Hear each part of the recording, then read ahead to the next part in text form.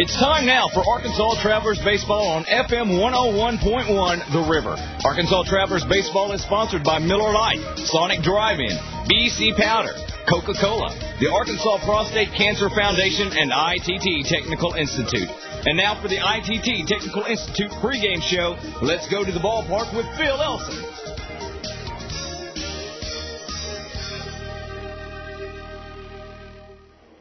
Live from Tulsa, Oklahoma, Travelers Baseball is on the air. Hello again, everybody. This is Phil Elson. Welcome to Driller Stadium, where tonight Minor League Baseball and the Texas League present the Arkansas Travelers and the Tulsa Drillers in Game 2 of a 4-game series. Sunday night baseball out here in Northeast Oklahoma. You're listening to the Travelers ITT Technical Institute pregame show. Thanks for tuning in here on FM 101.1 The River and the Traveler website, www.travs.com. Arkansas today looking to end a losing streak that has reached 5 games after getting swept in 4 straight by the Wichita Wranglers. Travs yesterday started off an 8-game road trip by being defeated by the Tulsa Drillers 6-4.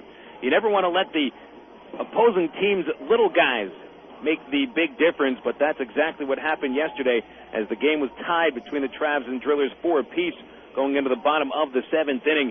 And Ronnie Merrill, batting all of 181, led off with a double against Steve Andrade. Javier Colina knocked a 2-run homer, his 3rd home run of the season. He is hitting .227 going into yesterday's ball game. Colina's home run made the difference off Andrade, and that put the Drillers ahead by the final score of 6-4. Andrade took the loss, suffering his first loss of the season against 3 wins, and the Travs fell for the 5th consecutive game. Tulsa, a team that was not burning rubber coming into this series, won for just a second time in their last 7 games as Arkansas's record in the second half drops down to 7 wins against 10 losses. Worst record in the East Division, 3 games behind division-leading Wichita. Travs today hoping to get a shot in the arm pitching-wise, as recently it's been the offense that has been the problem for the Travs.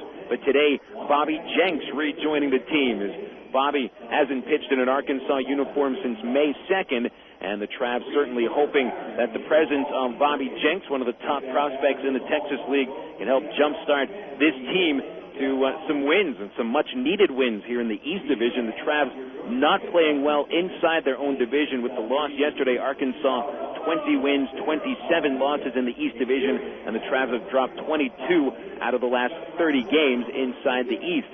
So with Jenks on the mound today, it's kind of like an X factor. You're never quite sure what you get with Bobby when he's even healthy, but now that he's coming off the disabled list, who's to know what will happen in this ball game, because you don't have anything really to go on. Bobby did throw 5 days ago in a rehab assignment in the Arizona Rookie League and dominated the Rookie League hitters, striking out 5 batters of the 13 men he faced in 4 shutout innings. But up here against the Tulsa Driller team that hits for very good power, and they're fairly disciplined hitters, it'll be a much different story, and hopefully looking for Jenks to continue at least what he started. And Bobby was only on the mound for 5 appearances with the Travs in May into early in April as well.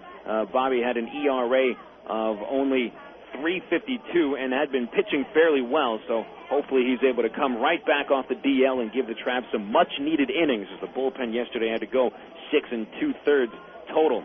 Well, you're listening here to the ITT Tech pregame show. ITT Tech is committed to helping you develop the skills and knowledge to pursue opportunities in technological fields such as computer electronics. At ITT Tech, you'll learn specialized techniques in a hands-on environment to help you reach your potential. You can get a hold of ITT Tech by calling locally 565-5550 or just go online to itttech.edu. We'll have a look at the starting lineups for the Travs and the Tulsa Drillers after this break. This is Arkansas Traveler Baseball on FM 101.1 The River. Sports is fun, but it's just a game. Your life, on the other hand, needs a little more serious game plan, like preparation for a career in today's growing technical fields. That's why ITT Technical Institute offers associate's degree programs in areas like electronics, computer drafting and design, and information technology. The skills and knowledge taught are in technical areas that can have practical value in the workplace. For more information on ITT Tech, call 565-5550 today. Or find us on the web at itt-tech.edu. Miller time.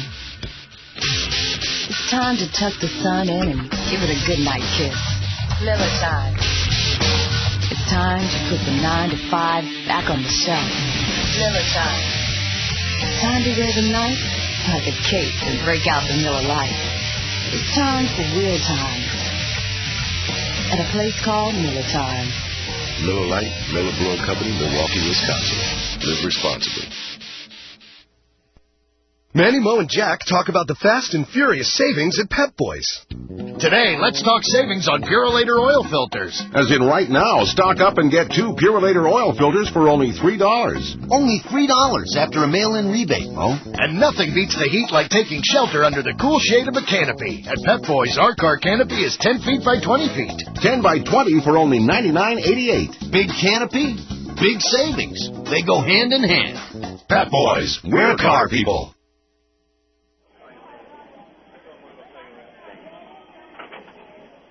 Welcome back here to Tulsa at Driller Stadium. Very comfortable early evening out here in Tulsa. Only feeling like it's about in the mid-90s. Of course, we're in the air-conditioned press box. It certainly feels a lot more comfortable than out there on the field. It got pretty roasty in Tulsa yesterday, up to about 100 degrees. But today, much nicer. Some clouds in the sky providing some shade. And out here at Driller Stadium, there is a good stiff wind blowing out towards center field. We're getting gusts up to 25 miles an hour, so that'll cool things off as well. Well, the Travs coming into this game in the second half with a record of 7 wins and 10 losses. They've lost 5 in a row. Overall, the Travs 40 wins and 47 losses. That is the second worst overall record in the Texas League. Meanwhile, the Tulsa Drillers come in at 8-9 in the half, 42 wins, 43 losses, and 1 tie. Here are the starting lineups. First for the Drillers, the AA Texas League affiliate of the Colorado Rockies. They are managed by Marv Foley. Cory Sullivan leading off. Sullivan out in center field. A left-handed batter. Sullivan reached the bases 3 times yesterday, twice on walks, once on an error. Javier Colina batting second. He's the right-handed hitting second baseman who had the game-winning homer in the 7th inning, his 3rd home run of the season. Batting third for the Drillers is the designated hitter Brad Hawpe. He's their team leader in home runs with 15 and with 62 RBIs, a big left-handed hitter out of Fort Worth, Texas. Andy Tracy batting cleanup. He's the 3rd baseman today. Tracy knocked in a run yesterday with a ground out. He's Tulsa's team leader with a batting average at .295. J.D. Closser bats 5th. Closser, a switch-hitting catcher. Closser swings very big, and he can hit some serious line drives. He lined the ball off the right field fence yesterday, hit it so hard, he only got a single out of it. The ball ricocheted right to the outfielder. Closser batting 5th as the catcher. Hitting in the 6th hole is the Tulsa left fielder Matt Holliday. Right-handed hitter having a disappointing season, only 6 homers and a .235 batting average. And this will be his team-leading 83rd game of the season. Holliday batting 6th in left field. Batting 7th for the Tulsa Drillers is Kevin Burford, a left-handed hitting first baseman. Burford had a pair of singles yesterday. Tino Sanchez batting 8th. Sanchez a switch-hitting right fielder. Sanchez a .196 batting average and no homers in his first 55 games. And batting 9th is the Tulsa shortstop, Ronnie Merrill, another switch hitter who in the last 3 hits he's collected against the Travs, each of them has either driven in the winning run or set up the winning run. Yesterday, he doubled in the 7th inning, scored the winning run on the homer by Colina. He's also knocked in a 2-run homer a couple weeks ago in a doubleheader at Raywinder Field to win a game for Tulsa. And in the second game of that doubleheader, Merrill also won the game in the 9th inning with a 2-run single. So he seems to come up with big hits against the Travs time and time again. Now a look at the Travs lineup today. Not much different from yesterday. Today it is Nathan Haynes leading off. He'll be out in center field today. Nathan riding a 10-game hitting streak entering the game. Casey Smith batting second, and Casey playing second base for the Travs. Casey hitless in 5 at-bats last night. Hitting third is the Traveler left fielder Jake Weber, team best .326 batting average to go along with 25 doubles. Mike O'Keefe will be cleaning up, and Mike at first base today. Just 1 RBI for Mike in the last 2 weeks. Brian Speck hitting in the 5-hole. Speck is at shortstop, hit a 2-run homer yesterday, his team best 11th home run of the season. And watch out for Brian. He'd be my pick to click today because Brian rarely hits just 1 homer in a day, because the next day, 2 days after, he usually starts to hit for a little bit of power. He's a streaky hitter, so watch out for Speck today. Batting 6th is Junior Zamora. Junior at the hot corner today. Speaking of hot, Jr., a 9-game hitting streak, batting .452 in the last 9 games. Ryan Buddy batting 7th. He follows Zamora in the lineup, and Buddy hitless in his last 11 at-bats. He's batting under 100 in his last 24 games. Ryan, the starting catcher today. Hitting in the 8-hole is Carlos Duncan. Carlos, the designated hitter. And batting 9th in right field, Kenny James. He had a couple of hits yesterday, including a sacrifice bunt. Starting pitchers for today's contest, Benj Sampson for the Tulsa Drillers, a 27-year-old left-hander out of Plymouth, Minnesota. Sampson, 3 wins, 3 losses, and a 3.07 ERA. His only no decision with the Drillers this year came at Raywinder Field, the second game of a doubleheader on June the 20th. Sampson got a no decision as the Drillers went on to an 8-3 win in 9 innings. Sampson 3-3, a 3.07 ERA, taking the mound for the Drillers today. On the hill for the Arkansas Travelers is Bobby Jenks, the top pitching prospect in the Angels organization. Jenks, 2 wins and a loss, a .352 earned run average. This will be his first Double-A appearance since May the 2nd. He was diagnosed with a stress fracture in his right ulnar bone. That's in the right elbow about a week and a half after that game. And he was scheduled to miss about 2 weeks. It took a little bit longer along with rehab and rest. Bobby missed a little bit over 2 months of time and recently finished his rehabbing and is set to go at least 85 to 90 pitches today. So it won't just be a 40 or 50 pitch start for Jenks. He's going to go up to 85 or 90 pitches, and hopefully that is 6 to 7 innings. Of course, if Bobby's got his stuff working, he could get into the 7th or 8th inning with 80 or 85 pitches. But if Bobby does not have command, sometimes he can spend all 80 of those pitches in 3 or 4 innings.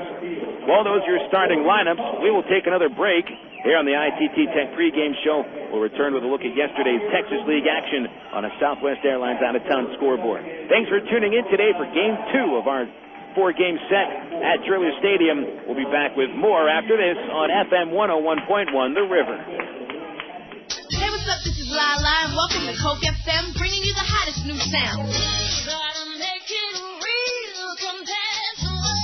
Can be bought, sold, taught and told the voice how to keep the buddy lost and soul. On the road to the riches, he lost control. About the eye of the needle, I was often told. If you never got through, you fall for gold, and your actions all is told. Gotta make it real compared to what. This is Lala at Coke FM, keeping it real with a full taste of Coca-Cola. Enter Trek's Ride with Lance giveaway today. One lucky grand prize winner will take an all-expense-paid ride with Lance Armstrong. One first prize winner gets an autographed Trek road bike, and a second prize winner gets a Trek travel trip or 2. Plus, get huge yellow tag savings on selected bikes and merchandise. No purchase necessary. Details and entry at participating Trek dealers. Open to U.S. citizens 18 and over residing in the 50 states or D.C. Void where prohibited. 1 entry per person per day. Offer good July 3rd through 27th, 2003. Enter exclusively at BikeSeller.com. Arkansas Trek Superstore. Good morning. Good morning. Welcome to this focus group. What a lovely bunch. Are you sure they can't see us behind this window? There's a mirror on the other side, genius. Hey, chill out. What, are you nervous or something? No, everybody loves us. We're the phone company. Now, tell me, which directory do you use? Yellow Book or the other book? Yellow Book. Yellow Book. And you, miss? Yellow Book. That's where I found my plastic surgeon. They're picking the wrong book. What if Yellow Book starts to advertise? More people choose Yellow Book, not the other book. Call 1-800-YB-YELLOW. Your home for Travelers Baseball. FM 101.1 The River. KDRE. North Little Rock, Little Rock. Welcome back here to Tulsa, getting set for the second game of our 4-game series between the Travs and the Tulsa Drillers. Phil Elson joining you on the ITT Tech pregame show. Usage of the internet is still expanding, and qualified web developers are needed all throughout the country. ITT Technical Institute helps prepare students to design, create, and maintain websites and online databases. You can learn more about ITT Tech by dialing 565-5550 or just go online to ittech.edu. Check out yesterday's Texas League action. The Round Rock Express sent the Midland Rockhounds to their third straight loss, 1-0 in 10 innings. That was played at the Dell Diamond. The winning run scoring in the bottom of the 10th inning on a bases-loaded walk issued by Midland reliever Shane Bazell. And Round Rock shortstop Tommy Whiteman took the walk, scoring Gavin Wright from third base. Again, that was the only run of the game on a bases-loaded walk. Round Rock starter DJ Holton held the Diablos to 3 hits and 3 walks over 7 shutout innings. Holton struck out 10 batters, but Rudy Lugo picked up the win by leaving the bases loaded in the top of the 10th. His record now 2-10. Round Rock has won 4 games in a row, and they are 9-8 in the second half of the season. Over in San Antonio, the Missions whitewashed the El Paso Diablos 3-0. Clint Najat hurling a one-hitter, 14 strikeout shutout. Najat picking up his 9th win of the season, faced only 28 batters. That's 1 over the minimum, with El Paso's Josh Kroger collecting the only base hit. Rob Gandolfo and Jim Horner each hit sacrifice flies for the Missions. San Antonio has won 10 of 11 games. I'm going to turn the crowd microphone up here so you can hear the national anthem and get back to that scoreboard after the Star-Spangled Banner.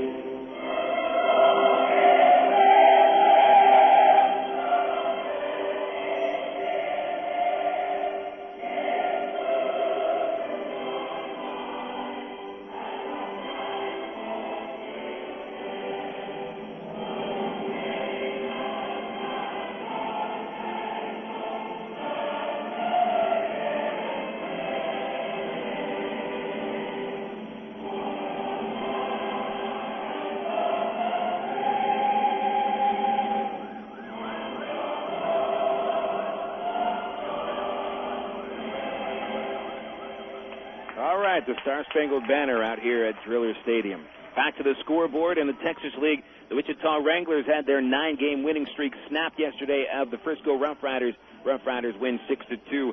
Frisco hitting 3 homers to pick up their 3rd consecutive victory. Marshall McDougal was 3 for 4 with a home run and 3 RBIs. Jose Dominguez picked up the victory, his 3rd win of the season. Lance Nix and Andrew Beinbrink also chipped in with home runs for the Rough Riders.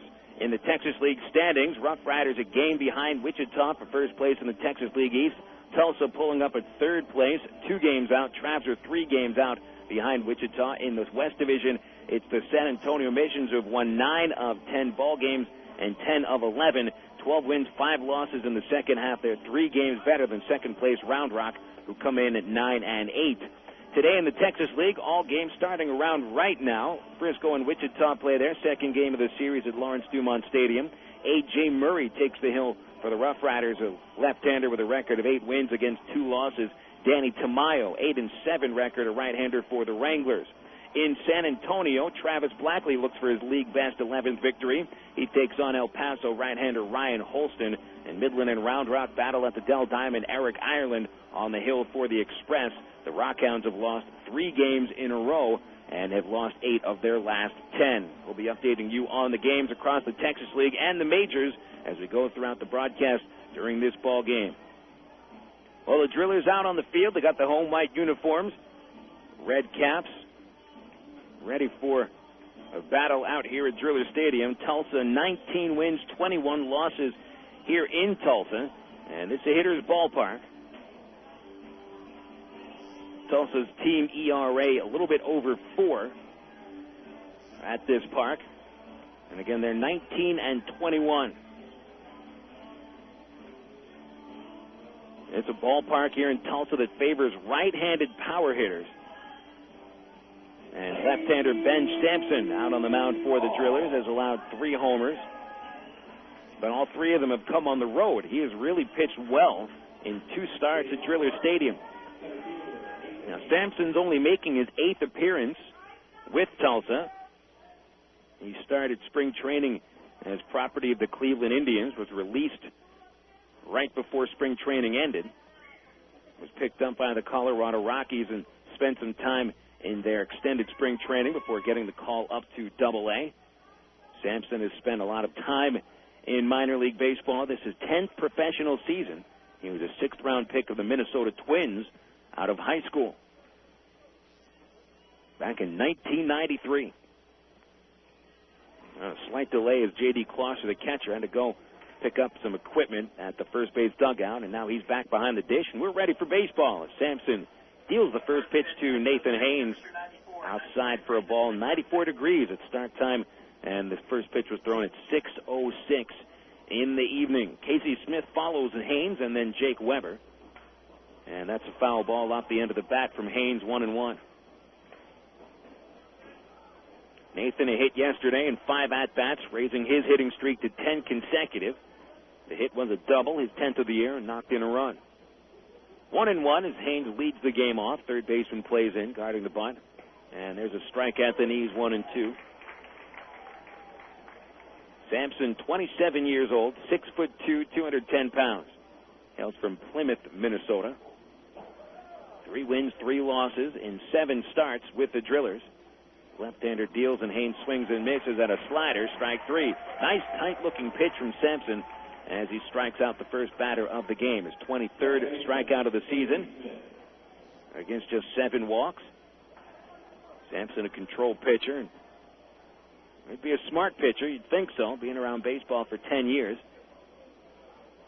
209 minor league games coming into this year. That's his career total, and that does not count the 35 games he pitched with the Minnesota Twins in 1998 and 99.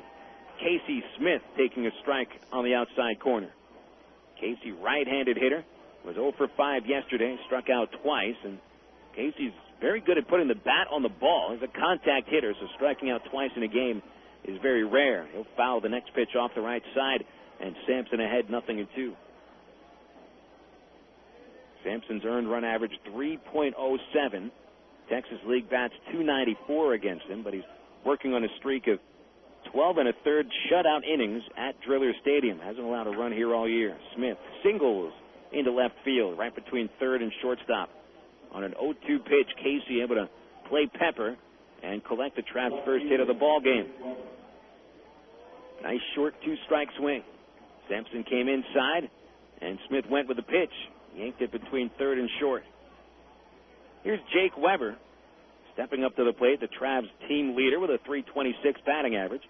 25 doubles, also ranking number 1 on the team. .326 average. 2 ahead of Craig Ansman, who ranks 3rd in the Texas League as Jake takes outside for a ball. Weber playing in his 85th game of the season. And that leads all Travs.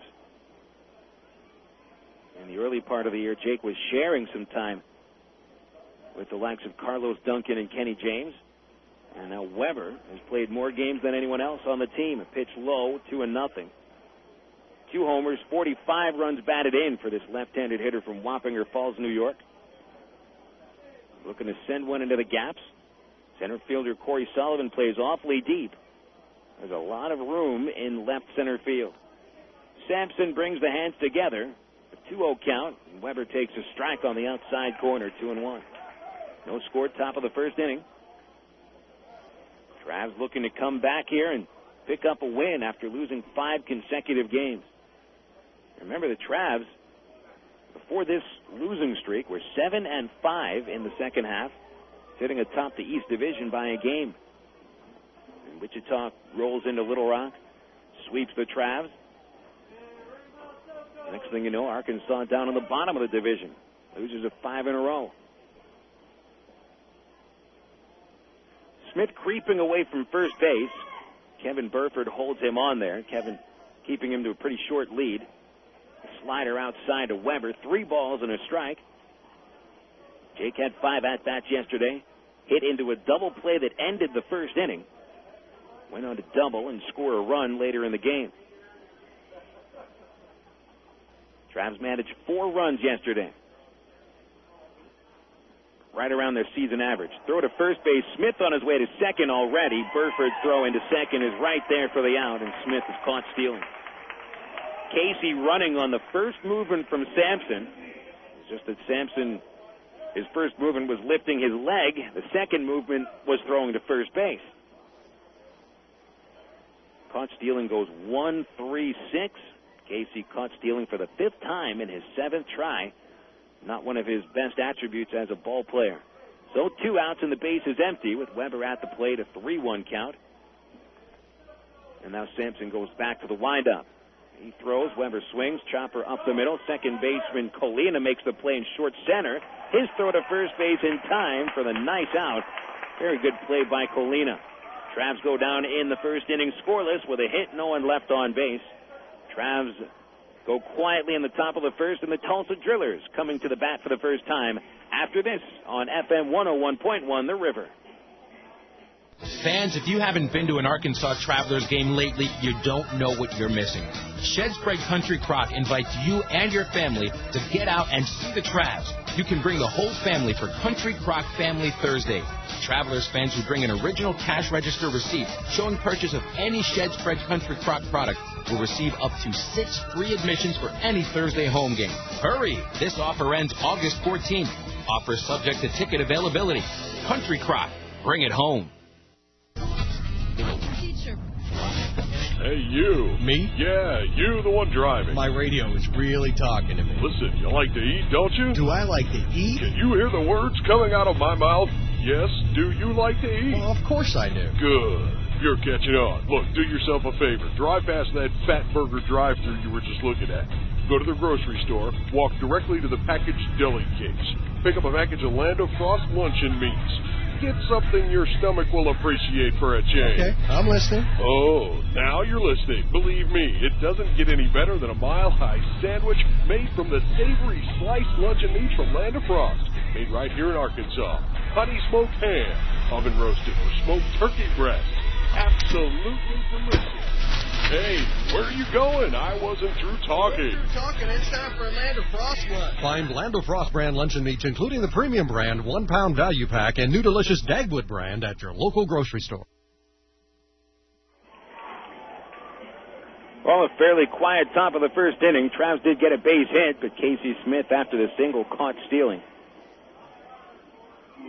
And that's all the Travs were able to muster against Ben Sampson. Now, and here in the bottom of the first, looking ahead to Bobby Jenks. Bobby looks pretty good. Doesn't look like he put much weight on, or either any weight, after a rehab assignment lasting a couple of months. Well, I should just say a couple months off. That did include his rehab time in Mesa, Arizona. His first pitch to Cory Sullivan upstairs for a ball. Bobby listed at 6'3", 245 pounds. He was up to the 270s during spring training, but does look a little bit slimmer now. As a pitch inside to Sullivan, 2-0. Sullivan, left-handed swinger, reached base 3 times yesterday with 2 walks, and also reached on an error. Bobby slips off the mound as he threw a pitch outside, and 3-0 on Sullivan. 2 walks yesterday for Sullivan. Stole a base, scored a run, and Jenks puts it down the middle for a strike. Rodney Galloway calling balls and strikes today. Todd Titchener, the umpire at first. Local umpire Scott Gassaway over at third base, filling in for Angel Campos, who tends to a father-in-law's funeral in Mexico. 3-1 to Sullivan, jams him. Foul ball into the net, 3-2. Before Bobby's stress fracture in the ulna and his right elbow kept him out for the 2 months. He was 2-1 with a 3.52 ERA. And was pitching fairly well. He was still inconsistent. Here's the payoff. It's outside and high. And Jenks walks the first man he faces after a little more than a 2-month layoff. May 2nd, the last time Jenks wore a Trav uniform, at least during the game. Went 4 innings, allowed 8 base runners, and an 8-5 Trav win in Midland. Jenks got a no decision. That one start kind of tells you a lot about Bobby. It was very frustrating to watch him because he allowed 8 base runners in 4 innings and 4 on walks. Javier Colina takes a first pitch strike. Jenks now walking 20 batters in 23 innings this year. And hopefully he can separate his season into 2 distinct portions of the season. The first 5 starts before the injury, and then you get to this part of the year after the injury, and hopefully he's a better pitcher now. Slap ball foul out of play. Colina behind the count, 0-2.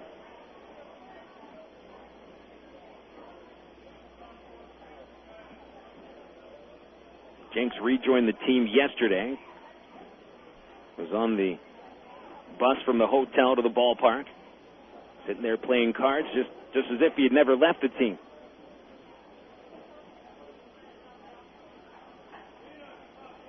Jenks fits in pretty well with this 2003 Travs. 0-2. Hands together. Bobby kicks and deals on the pitch, fouled off again. Same spot. High over the first base side and into the second deck of seats. Still 0-2 on Colina. Colina's 2-run homer in the 7th inning yesterday propelled the Drillers to the 2-run win. His 3rd home run of the season. A .229 batting average. And this is the guy that beat the Travs yesterday. That's what was so frustrating. Bobby a throw to first base. Sullivan walks in there safely. Sullivan yesterday stole his 12th base of the season. That's most on the Drillers. Drillers just don't care much about stealing bases. It's not a big aspect of their offense. Another throw to first base, and Sullivan was barely off the bag. He gets back in standing up. Only have to take about a step and a half to get back in there. No score, bottom of the first inning. Cory Sullivan led the game off with a walk, but Jenks gets ahead of Colina, 0-2. And the next pitch, swing and a miss. Strike 3. Bobby got him on the fastball up above the strike zone. Strikeout number 28 for Jenks. 23 in the 3rd innings. 16 hits. And only 1 home run. It's tough to get good wood on what Jenks throws. And this here is an interesting matchup. Jenks versus left-handed slugger Brad Hawpe. Hawpe, a guy that makes minimal contact. This is a strikeout machine. But when he makes contact, the ball goes a long way. Hit a home run yesterday that just about cleared the street past right field fence. Bounced all the way into the parking lot at the Lowe's Indoor Warehouse.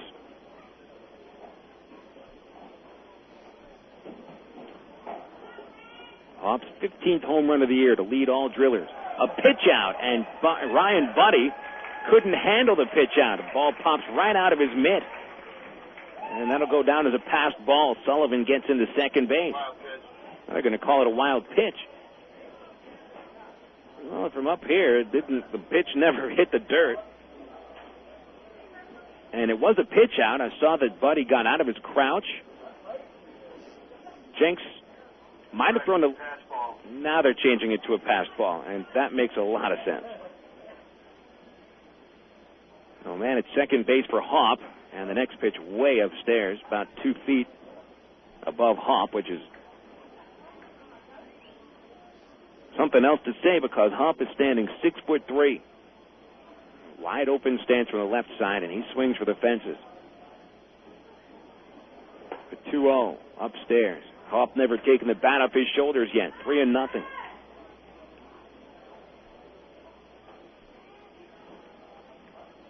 Seems like to see Jenks challenge him with a fastball, even in the place where Hawpe likes it. Let her high. He likes him up there. Jenks checking second base twice, and to the plate with a 3-0 pitch upstairs, ball 4. Second walk of the inning, so ball has yet to be put in play. 2 walks and a strikeout.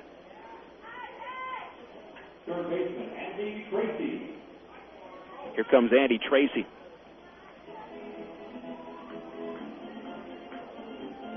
Another left-handed hitter against Jenks.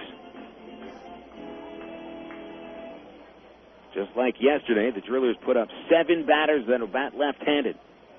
That does include 3 switch hitters. The catcher, J.D. Closser, Tino Sanchez, and Ronnie Merrill bat both ways. Tracy, a full-time left-handed hitter. Best batting average on the Driller roster, .295. Good power, 13 homers, 33 RBIs. 1 out, bases with men at first and second. Pitch in the dirt on a curveball, blocked by Buddy. 1-0.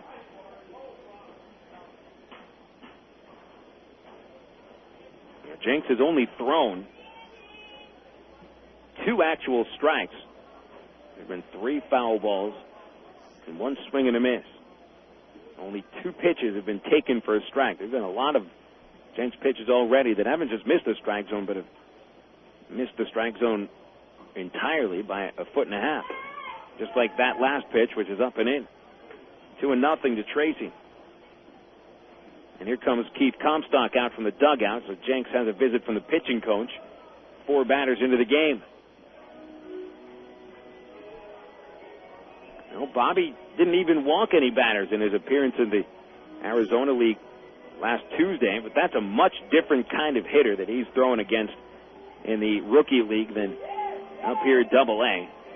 Those Arizona League batters, for one thing, are fresh out of high school. And they're all younger than Jenks, and they've got to be intimidated by what he's throwing. Batters up at Double-A are much more mature, more disciplined hitters, and they won't swing at just anything that Jenks throws. They're going to force him to throw strikes. 2-0 the count. Hopefully what Comstock just said gets a strike here as Jenks delivers, and that is a strike. Outside corner with a fastball. 2-1. Cory Sullivan at second base, Brad Hawpe at first on a pair of walks. Only out coming on a strikeout of Javier Colina. 2 balls and a strike to Andy Tracy. Infield looking to turn 2 if the ball is put in play. Jenks a good look at Sullivan. Takes a half step away from second base. Fakes the steal. The pitch outside. Ball 3. I've only seen 1 breaking ball from Jenks. It's all been fastballs, and he's not in the strike zone.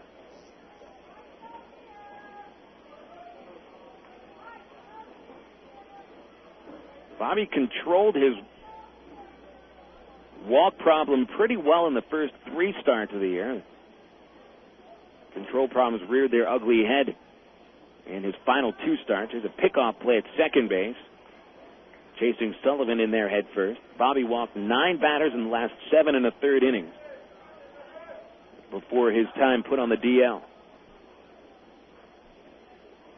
It was a good thing that the Trav's coaching staff and trainer Jamie Welch caught that stress fracture before it got worse, as it could have been a career-ending injury. 3-1 pitch. Tracy swings at a fastball. He fouls it back, and that runs the count full, 3-2. Jenks' injury not much unlike that of former Traveler Derek Turnbow, who in 2001 didn't just break the ulna in his elbow, but he broke clean through it just by throwing a pitch. Jenks' injury less severe on the same bone. It was a stress fracture. But if he would have kept throwing without rest, and I'm talking real rest like the 2 months he just got, without that rest, that same kind of injury could have happened to him. A clean break all the way through the ulna. And that is very difficult to come back from. Took Turnbow 2 years.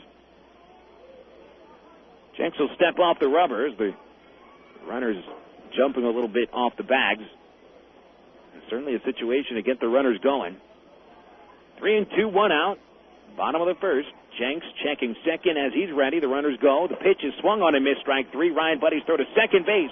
On the money and in time for the out. Brad Hawpe caught stealing at second base. Speck applies the tag on the strike him out, throw him out, double play. A double B's X on double play ends the bottom of the first inning. No hits, no runs, and a man left at third. We'll go into the second inning here in Tulsa, and we're scoreless on FM 101.1 The River. Currently, there are more than 80,000 people on the National Organ Transplant waiting list, and more than 300 of them are from Arkansas. Every 16 minutes, another name is added to that list, and every 82 minutes, someone dies while waiting for a life-saving organ. When you're an organ donor, you're giving someone else a chance to live, which is truly the most precious gift. The Arkansas Regional Organ Recovery Agency hopes you will step up to the plate and talk to your family about organ and tissue donation. For more information, call Aurora, 866-660-5433, or visit the website at aurora.org.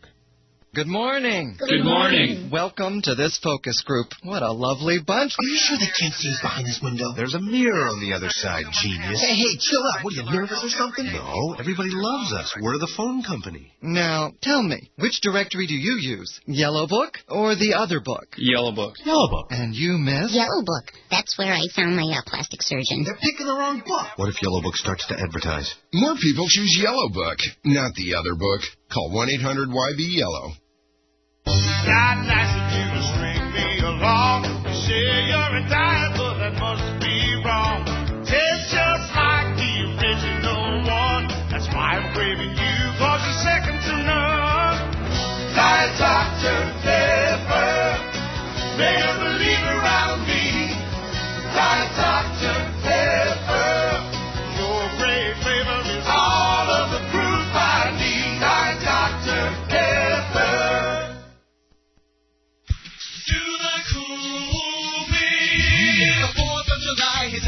that you try. Do the Cool Whip. Red, white, and blue. Cool Whip, no bake Philly cheesecake. Cool Whip, with hot bacon. Philadelphia cream cheese, stirring Cool Whip chips and please. Fresh berries on the top. Make a flag right on the spot. Do the Cool Whip. Cool Whip. Get your Cool Whip in new decorative tubs for July 4th. Do the Cool Whip.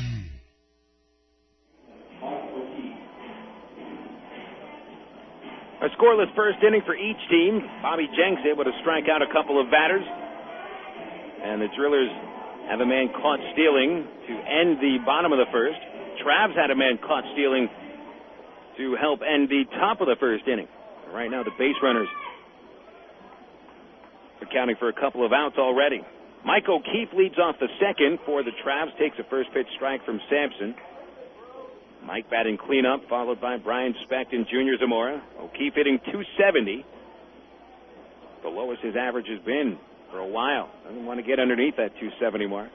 Slider outside, 1-1. Mike hitless yesterday, 3 at-bats. Although in his first at-bat, reached on an error, hit a hot shot up the middle, but the Drillers position O'Keefe up the middle. The 1-1 upstairs, ball 2. Second baseman Colina plays 2 steps into right field. First baseman Burford guards the line way behind the bag. Shortstop Merrill shades up the middle, and Tracy gives all the third base line as the Drillers' third baseman is positioned at the shortstop hole. Left-hander Sampson deals the 2-1, and O'Keefe takes a strike, fastball, and he's taking 2 pitches that look very hittable.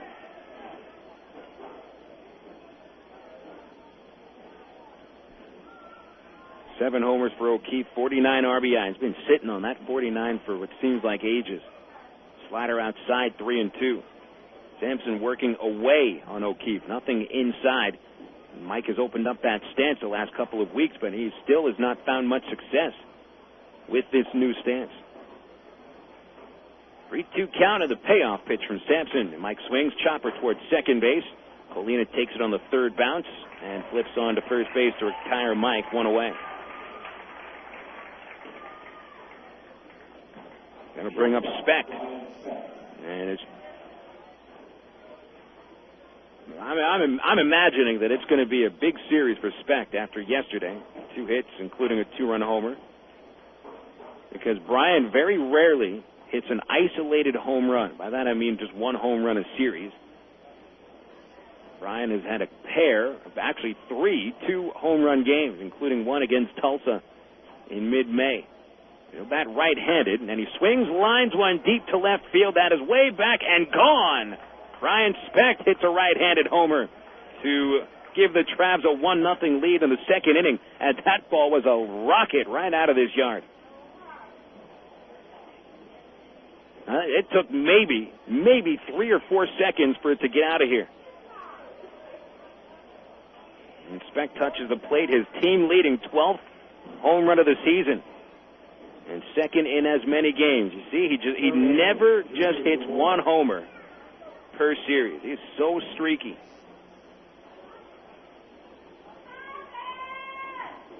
So 1-0 Arkansas lead as Junior Zamora steps to the plate. And will swing at the first pitch. High fly ball deep to the right center field gap. Back to the fence and off the wall. Junior digging in for second base as the throw will not be in time. A pair of extra base hits on back-to-back pitches. Both of them absolutely crushed. Specht's homer, a liner over the left field fence, and Zamora sent a deep drive to the deepest part of the park. It measures almost 385 feet to right center field. It's going to be quite a poke for a right-handed batter to get it out of here. The opposite field gap.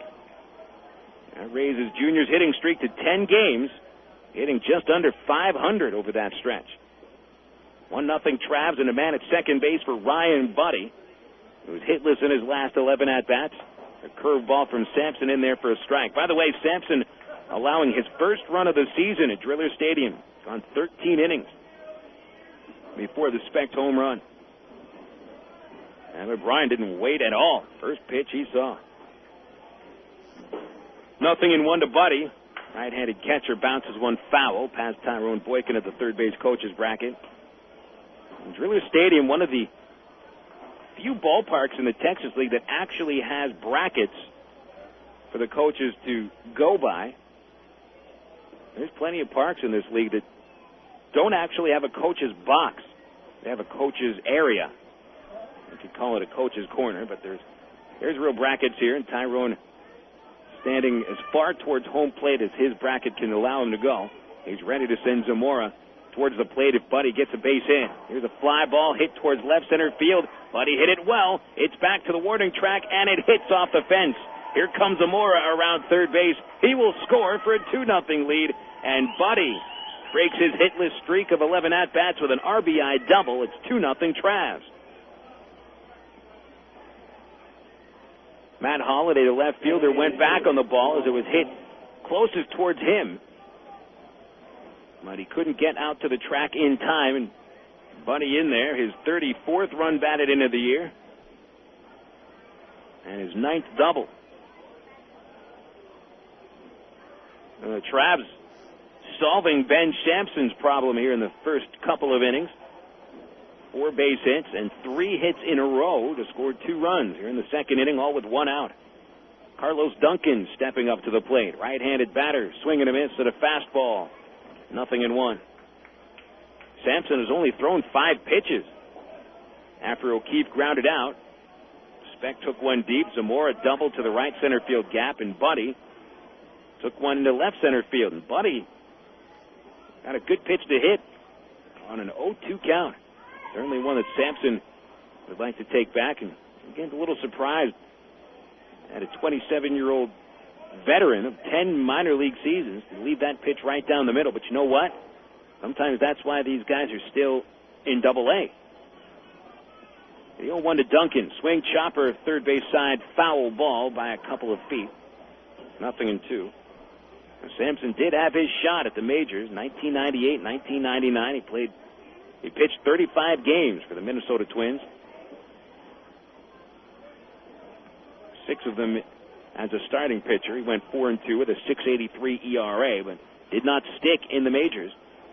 And that was just at the tail end of that long 8-year streak where the Twins did almost nothing right on the field. That was just about the time where people were talking of the Twins leaving town. The pitch to Duncan hit him.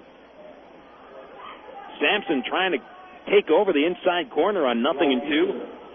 And he hits Duncan on the left shoulder. Just glanced him. Not a big pitch on his shoulder, just a little glancing blow. Gives Duncan first base. That's 4 men in a row reaching off of Sampson. 2 runs in, 2 men on base, and Kenny James stepping to the plate.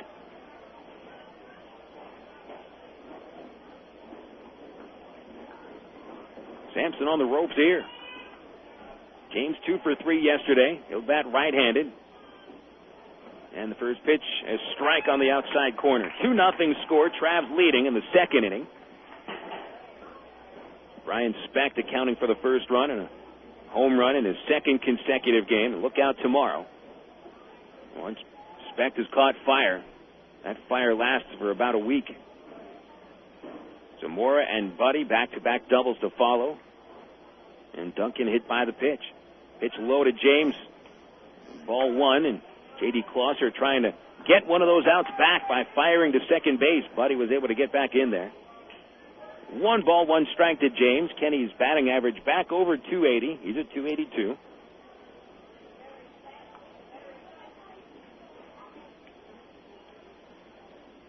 Remember, Kenny missed 3 games in a row before coming back against Wichita last Thursday and going 2 for 10 in a couple of games. A swing and a miss at a changeup, 1-2.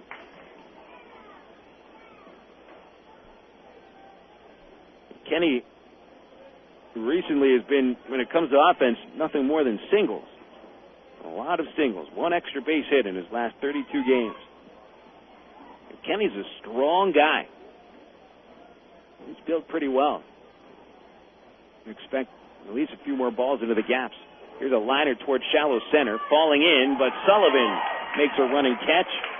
Nice grab there, and that is the second out of the inning. Took 4 batters for Sampson to record the second out. Here's Nathan Haynes. I'll tell you, James hit that ball right on the money. Sinking liner to shallow center field, but Sullivan was positioned for it. He covered the gap between him and the ball rather quickly. Back to the top of the order. Center fielder Nathan Haynes struck out swinging in the first inning. Gets a chance here in the second with men at first and second base. 2 outs. 2 runs already in. And the first pitch hangs upstairs for a ball. Well, 9 batters faced by Sampson. 5 men reach. Sampson's been counted upon for at least 6 innings in all but 2 of his 7 starts. Already on the ropes. Here's the 1-0. Curveball. A strike outside corner. Boy, that pitch just floats up there. Does not break all that much. Doesn't look very sharp. Drillers position the center fielder Sullivan about 10 steps towards left center field. Huge gap for Haynes in right center. Swing, a grounder to shortstop. Merrill has it, flipped to Colina at second base for the force out. And that'll end the Travelers' second inning. But nice little second inning for the Travs. 2 runs on 3 base hits. Brian Specht hits his team best 12th home run of the season. The Travs leave 1 man on base. 2-0 Arkansas. Go to the bottom of the second after this on FM 101.1 The River. If you have a Shell or Texaco credit card, your life just got easier. Shell is now accepting the Texaco credit card, and Texaco is now accepting the Shell credit card.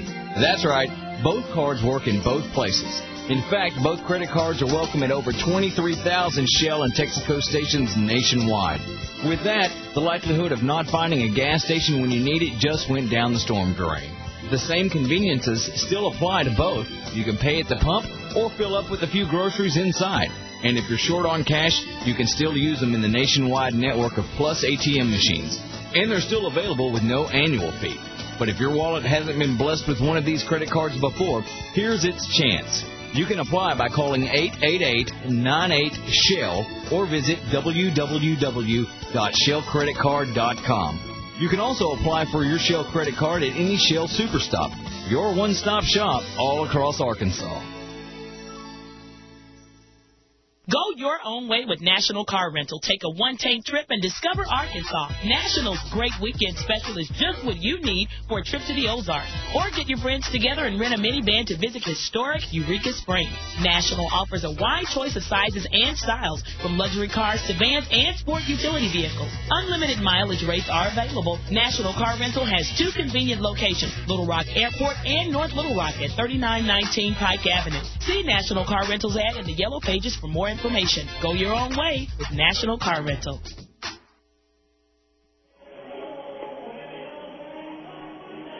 Arkansas Traveler Baseball returning to the airwaves today on Sunday, July the 6th, Tulsa, Oklahoma. 2-0 Arkansas. Bottom of the second inning. Tomorrow, Game 3 of the 4-game series. Travs and Drillers play at 7:05. We'll have an ITT Technical Institute pregame show at 6:45 on Unforgettable Favorites FM 101.1 The River. J.D. Clauser leads off the second for Tulsa. Bobby Jenks out on the mound facing the 5, 6, and 7 batters. Clauser switch hitter, batting left-handed against Jenks. And Bobby goes to the overhead wind-up, pitch outside for a ball. Clauser squared around, showing bunt. Down he's really going to follow through with that. Well, Jenks missed very poorly with his fastball in the first inning quite a bit. Still struck out 2 batters. And he gets a strike on the outside corner to Clauser. 2 walks, 2 strikeouts, and a man caught stealing in the first inning. No ball was even put into play. That'll happen with a guy like Jenks. You can go through the order once and see nothing but walks and strikeouts. 1-1 on Clauser. Boy, he's got an open stance. He's just about facing down the third base line. Jenks with a fastball low and inside, 2-1.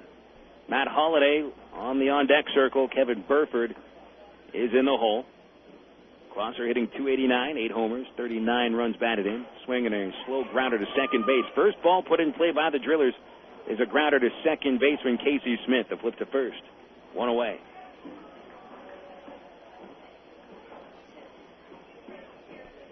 Bobby able to come on in Closter's kitchen. Ball hit right off the hands, and that is going to sting. Here comes Matt Holliday. Holliday on the 40-man roster for the Colorado Rockies.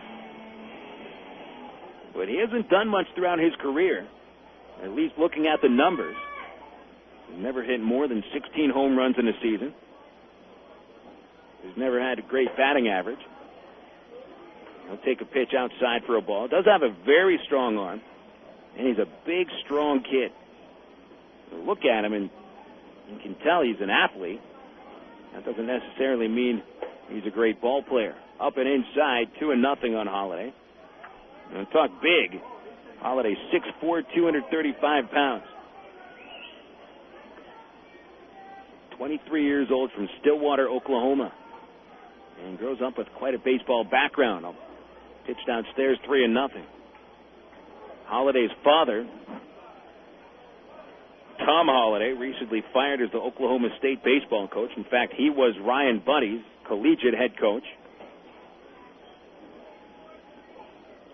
Somewhat of a controversial figure, and he was just hired as University of Texas pitching coach.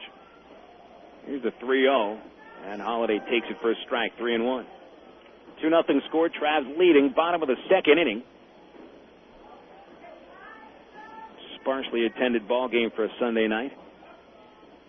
Here's the 3-1. Outside, ball 4. The third walk issued by Jenks out of the first 6 batters. Here comes Kevin Burford with 1 out and a man on. Burford, a 60-year player. Hails from Westminster, California. Left-handed hitter, batting .289. Burford had a pair of singles yesterday. Was caught stealing, also struck out once. Playing first base for the Drillers, as he has virtually all season. And hitting in the bottom portion of the Tulsa lineup.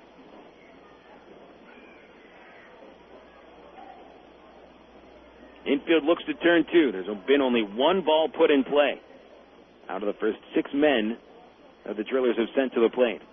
Burford takes high and outside for a ball. You can probably hear the sound of Jenks' fastball cracking Ryan Buddy's mitt. And Bobby does have that fastball working. It's got to be in the mid-90s. There's the 1-0 pitch from Jenks. Right down the middle, taken for strike 1. It seems that the pitches that Bobby misses with the worst are the ones that make the most noise. The ones that hit the outside corner or are taken down the middle kind of rest softly in the catcher's mitt. Runner takes off. The pitch is low, and there's no throw. Holliday steals second base. His 12th stolen base of the season. Jenks wasn't even paying him attention. Bobby was going into the set position. And Holliday was taking 1 step off of first base. And then as Jenks looked at the catcher's mitt, Holliday would take a giant leap off of first. Maybe the equivalent of 3 steps, and that's what gave him the extra jump onto second. That's why Ryan Bundy didn't even bother throwing the ball. Man at second base now, a 2-0 Trav lead, 1 out, bottom second inning. 2-1 pitch to Kevin Burford is high. 3-1. Well, Burford's going to force Jenks to throw strikes. Good bat control. Burford has only struck out 27 times in 60 games. 33 walks. You don't see all that many hitters at this level of baseball with more walks than strikeouts. A foul ball off the handle of Burford's bat. Third base seats out of play. Another full count for Bobby. Worked on 2 full counts in the first inning. 1 away in the second. Jenks protecting a 2-0 lead. Infield shifts a little bit. Play for Burford to pull the ball. And the 3-2 pitch called strike 3. Outside corner with a fastball. And that was a beautiful pitch. Just nicked that outside black. Well, Jenks has evened his strikeout total with his walk total. 3 apiece. No hits and only 1 ball put in play. Closter's ground out to second base. Here's Tino Sanchez. A switch hitting right fielder, Sanchez batting 196, no homers, 21 RBIs. This is the batter the Travs can't let beat them today. And there's a strike down the middle. Yesterday, Ronnie Merrill and Javier Colina had the big hits. Between the two of them, they're hitting about 210.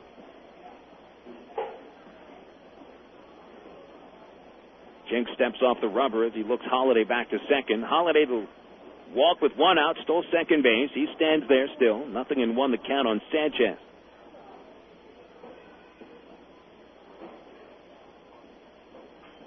And the pitch from Bobby is in there for a strike two. Cut fastball that looked like it surprised Sanchez. He wasn't ready for that one. Not necessarily a great pitch to hit.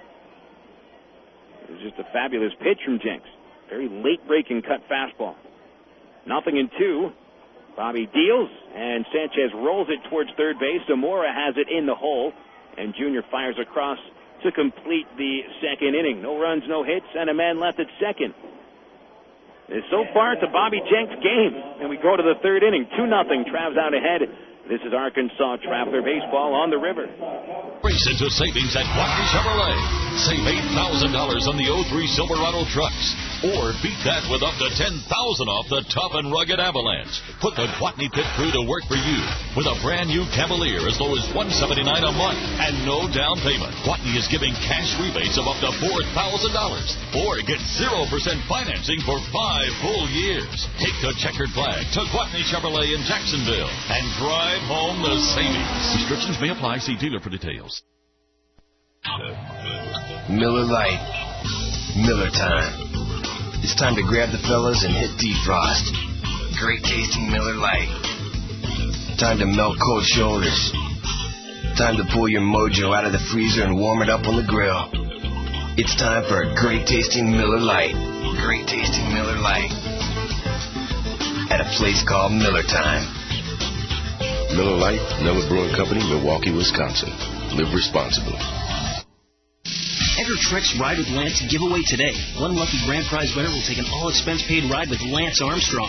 One first prize winner gets an autographed Trek road bike, and a second prize winner gets a Trek travel trip for 2. Plus, get huge yellow tag savings on selected bikes and merchandise. No purchase necessary. Details and entry at participating Trek dealers. Open to U.S. citizens 18 and over residing in the 50 states or D.C. Void where prohibited. One entry per person per day. Offer good July 3rd through 27th, 2003. Enter exclusively at BikeSeller.com. Arkansas Trek Superstore. Where are you going to be on July the 6th? Sitting on the couch with a bag of chips. What's so great that's on TV? Mail call with Harley Erking.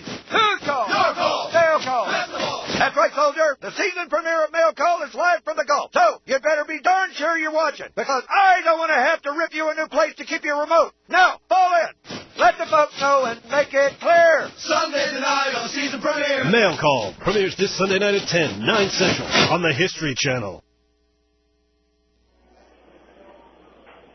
2 innings completed at Driller Stadium.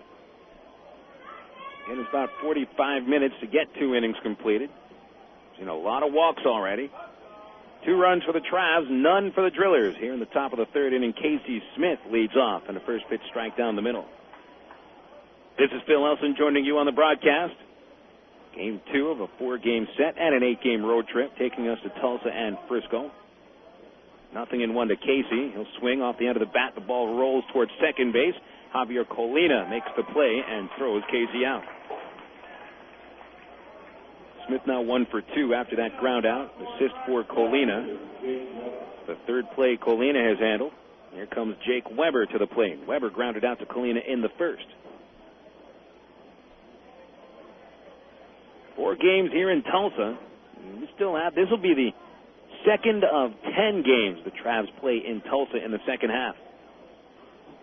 We'll be playing 6 games at Driller Stadium in early August. Weber takes the first pitch high for a ball. Yesterday's loss to the Drillers is the first game Arkansas has lost at Driller Stadium this year. Travs swept 4 straight from the Drillers in mid-April. That's outside 2-0 to Weber. Ben Sampson allowed 5 base runners out of the first 9 men that he faced. 4 hits and a man hit by a pitch. There's a slider for a strike on the outside corner. 2-1 on Jake Weber.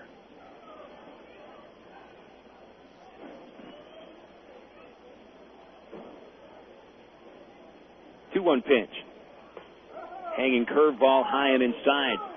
And it's that floating curveball, a pitch that any batter can get a real good look at. That doesn't look like it'd be much of an effective pitch.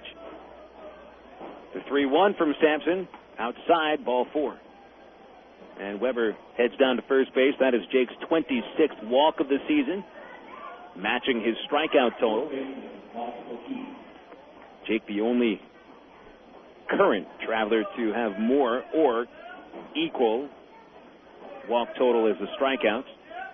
Adonis Harrison was the same. There's 2 batters that have control of their strike zone. Those are disciplined hitters. Mike O'Keefe, the batter here, and Sampson starts him with that big curveball. Mike takes it for strike 1 on the outside corner. O'Keefe led off the second inning with a ground out to second base. And Speck followed with the home run. 2-0 Travs, 1 out, top of the third, and O'Keefe takes outside. 1 ball, 1 strike. Weber at first after the 1-out walk. The first walk issued by Sampson, just the 8th of the year. Sampson joined the Drillers on May 28th. Inserted into the starting rotation immediately. Throw to first. And Weber in there again safely. Jake 9 steals, 12 tries. Sampson spent the first 10 years of his professional career with one major league organization, and that is very rare. It's been that many years as a minor leaguer with one team. Another throw to first base. And Weber in there standing up. Sampson, pretty herky-jerky motion to first.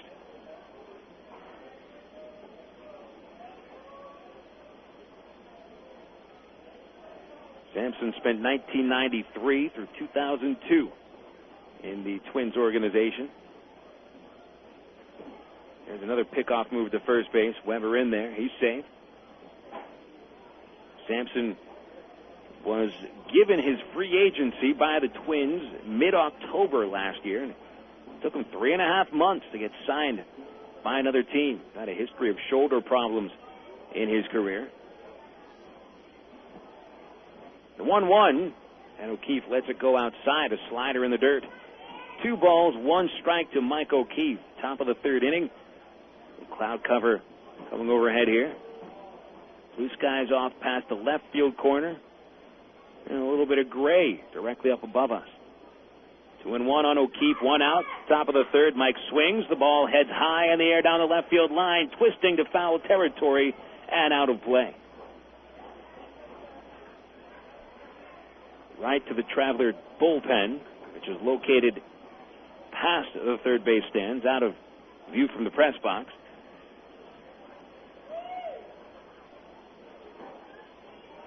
That evens the count, 2 balls, 2 strikes.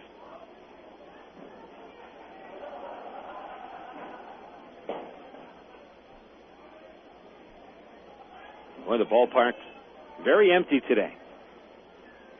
And when Driller Stadium doesn't have many people here, this looks emptier than any other park in the Texas League. Change up to O'Keefe, and he whiffs, swing and a miss. Strikeout number 2 for Sampson, and he had O'Keefe way out ahead of the changeup looking for heat. 2 outs in the third inning, and here's Brian Speck. Driller Stadium seats over 11,000. They average a little bit over 4,100 per game here in Tulsa. More fixed seats at this ballpark than any other AA park in the United States. Throw to first base. Weber in there safely. A lot like Tiger Stadium, if you want to talk about a big stadium. Now, when there wasn't many people there, boy, did it ever look empty. They used the word cavernous to describe that. And as far as minor league parks go, as far as AA parks at least, Tulsa Driller Stadium would be cavernous. But when they get a lot of people here, they can get 10,000. It's quite a crowd. Strike to Speck on the outside corner. 0-1. That's the second pitch that Sampson has thrown to Speck today. The first one ended up over off the left field wall. for a solo home run. Brian's second home run of the series, 12th of the year, and third away from Ray Winder Field. Here's the 0-1 pitch, and Brian takes it outside and high. 1-1.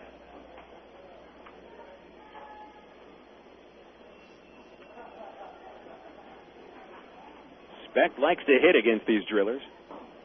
.352 batting average and 5 home runs. 5 of Brian's 12 long balls against Tulsa. Here's the 1-1. Check swing, a strike on the outside corner. Nice looking backdoor breaking pitch. Well, Speck wanted to swing at that. You could tell by his leaning out over the plate. He wanted to go after that pitch. It wasn't exactly where he wanted it. 1 ball, 2 strikes, 2 away in the top of the third. Travs lead 2-0. Sampson will throw to first base, and it chases Weber in there. Game creeping right along. This is pretty slow moving. 2 pitchers that don't have the best command today. So they're throwing a lot of pitches to get a minimal amount of outs.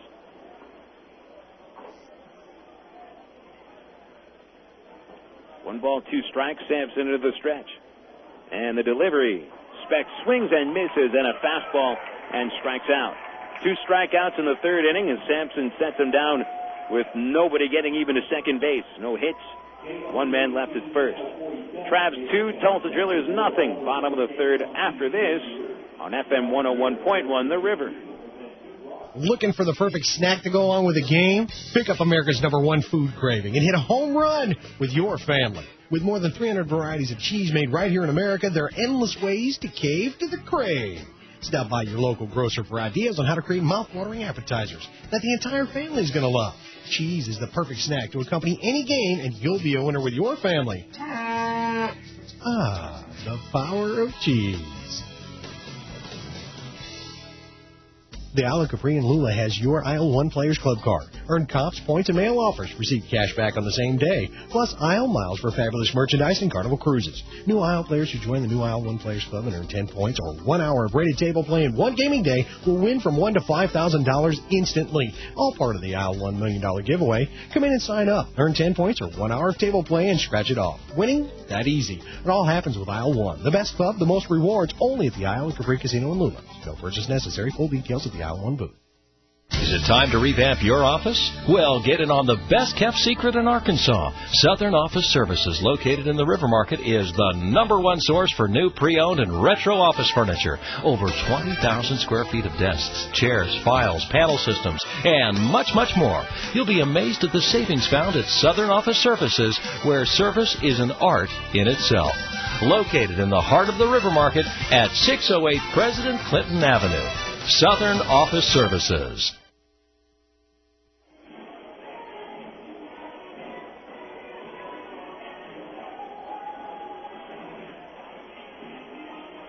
Bottom of the third now at Driller Stadium. Phil Elson joining you with 2-0 Arkansas lead. Travs looking to stop a losing streak at 5 games in a row, not let this thing get out of hand. Travs are playing against the Tulsa Drillers, a team that they've played well against this year. 9 wins and 8 losses. But coming up on Wednesday, taking on the Frisco Rough Riders, Travs lost 7 of 8 games to the Rough Riders in the first half. It was one of the big reasons Travs fell out of first place and out of contention. Bobby Jenks throwing a pitch to Ronnie Merrill, high and outside for a ball, and apparently Bobby and catcher Ryan Buddy still don't have their sides together very well, as Buddy has to run out to the mound and talk with him after the first pitch of the inning.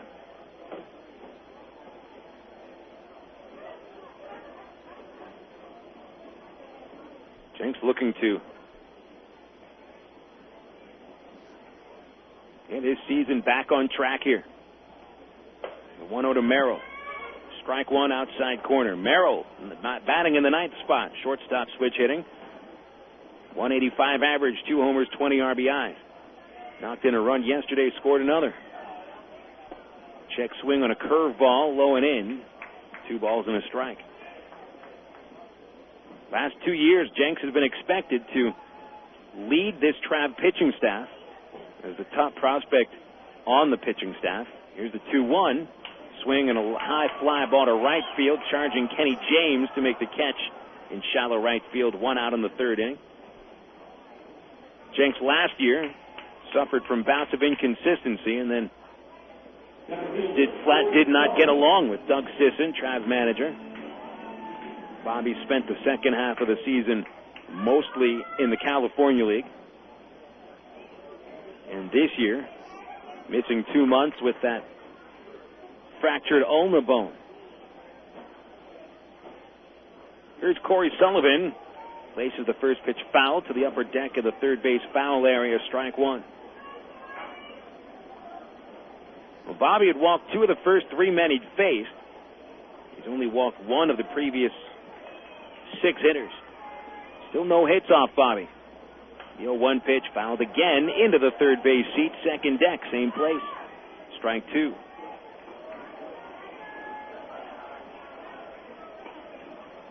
Every time Bobby throws, there's always a big gathering of scouts. Come watch him pitch. Certainly today's no different. A whole bunch of scouts milling around the press room before the game. Here's an 0-2 pitch to Sullivan in the dirt, about a foot in front of the plate. 1-2 on Cory, who walked and was left at second base in the first inning. Travs lead by 2. Both runs scoring in the second inning.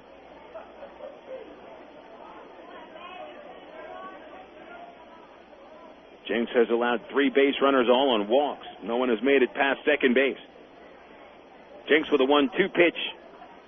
Again in the dirt, and Sullivan let it hit that dirt without swinging. 2-2. Bobby's last appearance with the Travs, May 2nd. And his start before that one, April 26th, was probably one of the bigger disasters of the 2002 season. 2-2 pitch low.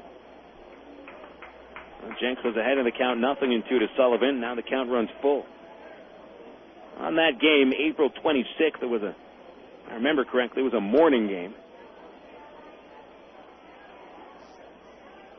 Here's the payoff to Cory. Swing a pop-up, this out of play again. Second deck, third base side. Tested that second deck and the third base seats 3 times in this sequence. Well, on April 26th, Jenks had just finished an interview for ESPN Outside the Line a couple days before, and ESPN's crew was sticking around Raywinter Field to get some footage of Jenks pitching as he walked Sullivan on a high outside fastball. 4th walk from Jenks. Still no hits for a Tulsa batter. Javier Colina stands in. Jenks certainly didn't give the cameras anything to remember, anything they'd want to remember, as he walked 5 batters in 3 1/3 innings, allowing 3 runs, and the Travs lost that game 16-1. One of the worst games of the year. Colina standing at the plate, 1 out, 2-0 Travs lead, bottom of the third, and Jenks steps off the rubber. Sullivan taking that big hop on the secondary lead. That's what Matt Holliday used to get a big jump on a steal attempt in the second inning. Throw to first base by Jenks. Sullivan in there. He's safe. Jenks paid him attention in the first inning. Bobby and Buddy had worked out a pitch out and guessed correctly with Sullivan running, but the ball was dropped. Throw to first base. Sullivan in there. He's safe. Oh, very close. Cory took an extra step off of first as Jenks threw.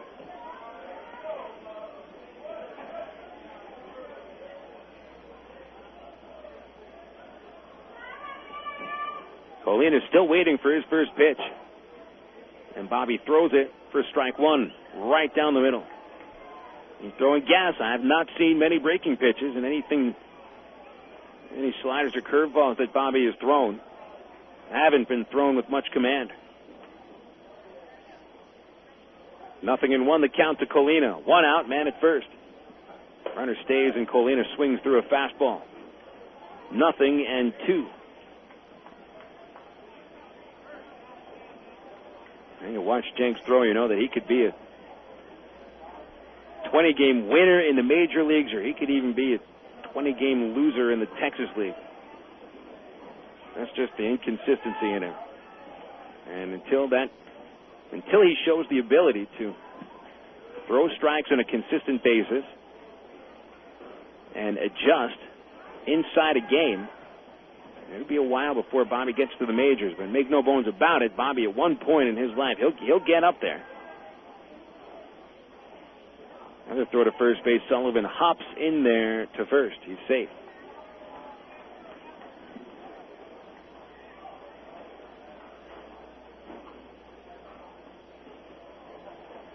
Certainly the Angels will do everything possible to give Jenks the opportunity to get to the major leagues. As a fifth-round pick, there's some money invested in him.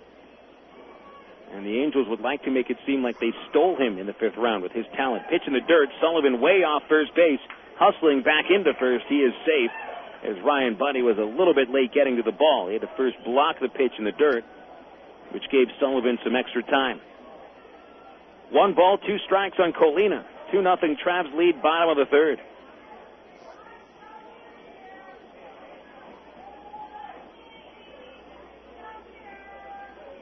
At this rate, Jenks is going to use up his 85 pitch limit by the 4th or 5th inning. And Buddy's out on the mound talking with him again.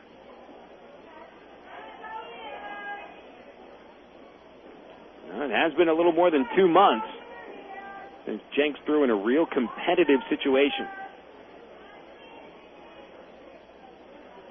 where he's dealing with hitters on the level that he should be pitching at. That Arizona Rookie League is certainly nowhere near the level of Jenks' talent and ability. Runner takes off on the 1-2, and it's thrown about 4 feet in front of the plate, bouncing away from Ryan Buddy. Sullivan is in there to second base on a steal. Jenks tried to spin off a curveball, and he threw that pitch about 59 feet. Not even 59 feet. More like 56 feet.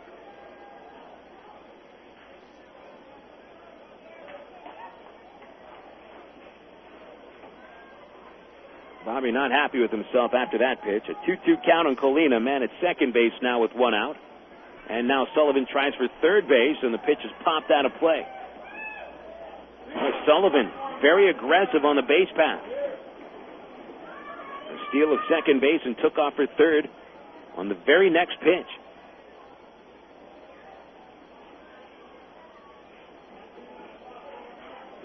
Colina struck out in the first inning after fouling off 2 in a row. 3 strikeouts by Bobby Jenks and 4 walks. Drillers still in search of their first base hit. Jenks checking second base. Sullivan, average lead. The pitch home, popped out of play again. Colina just getting underneath these last 2 pitches.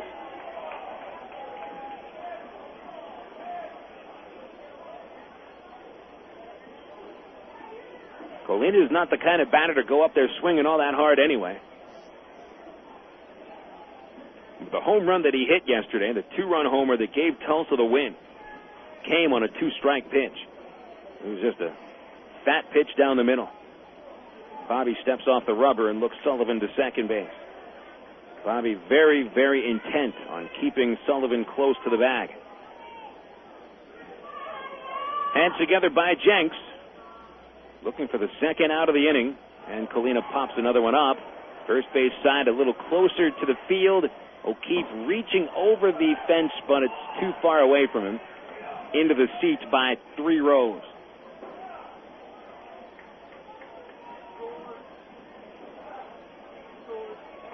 Three consecutive foul balls hit by Javier Colina, wasting pitch after pitch from Bobby Jenks.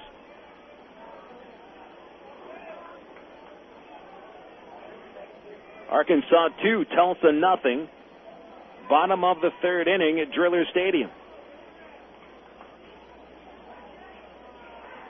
The slow process of Bobby Jenks finding his release point and command, taking its time. Here's the 2-2 pitch. Curveball. Colina fouls it once again. That time Jenks was able to spin the curveball with some command Colina did swing at a pitch that was destined to come down the middle. Next pitch will be the 9th of this at-bat.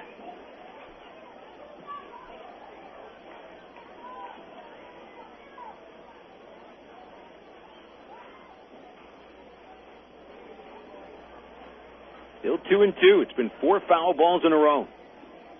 Sullivan steps away from second base, forcing Jenks off the rubber.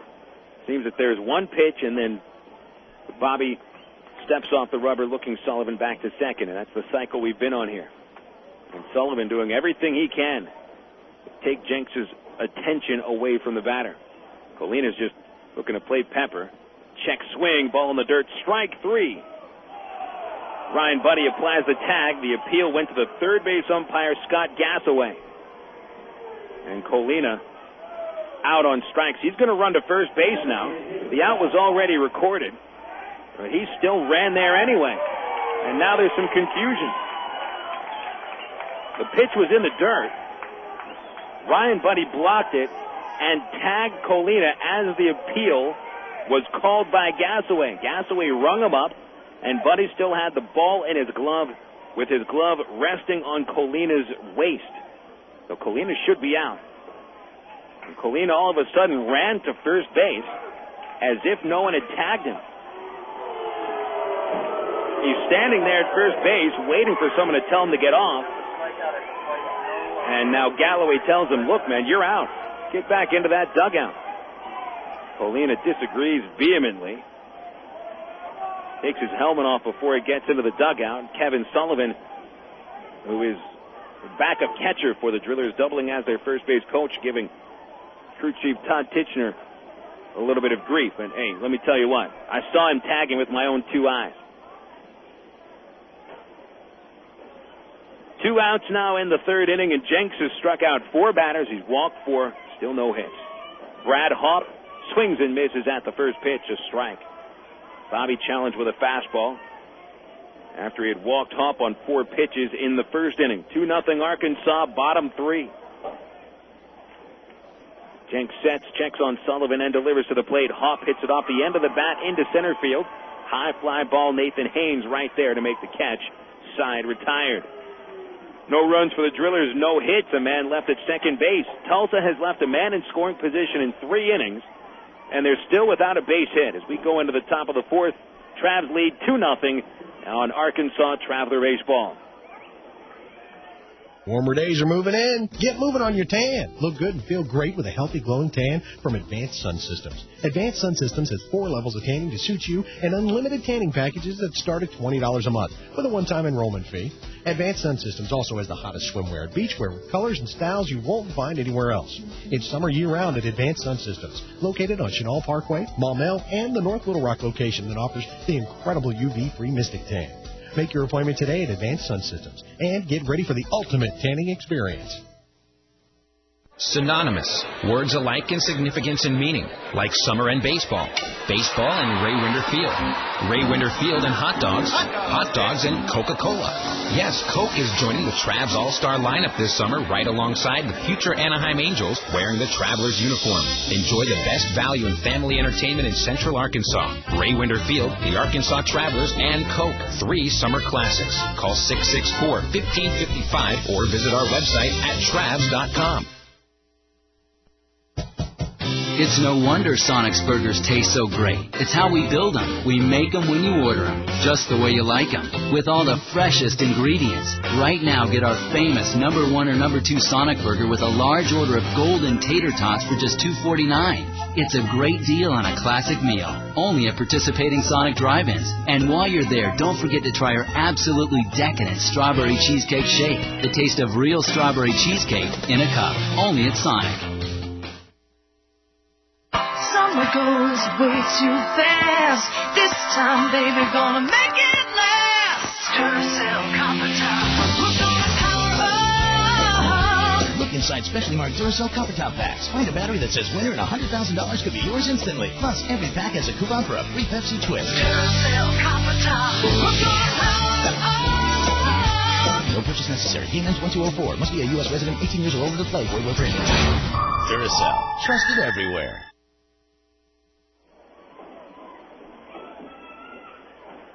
3 innings completed at Driller Stadium. Travs ahead of Tulsa 2-zip. Junior Zamora leads off the 4th inning and takes a pitch outside and high for ball 1. Phil Elson joining you on FM 101.1 The River. Travs 2 runs, 4 hits, no errors, and zeros across the board for the Tulsa Drillers. Zamora swinging a miss on a curve ball. 1 ball, 1 strike. Junior leads off the 4th inning. Batting 6th in the order. Junior followed by Ryan Buddy and then Carlos Duncan against Ben Sampson. Sampson has allowed a walk, a hit batter, and 4 hits through 3 innings. Zamora taking inside 2-1. Junior doubled following the Specht homer in the 2nd inning, and Zamora then scored on a Ryan Buddy 2-bagger. Sampson winds and deals with 2-1. Junior swings and misses. Straight changeup. Boy, that pitch drops. 2 balls, 2 strikes.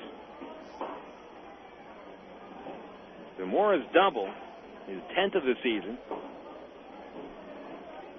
His 5th in the last 16 games. He'd gone 19 games without a base hit.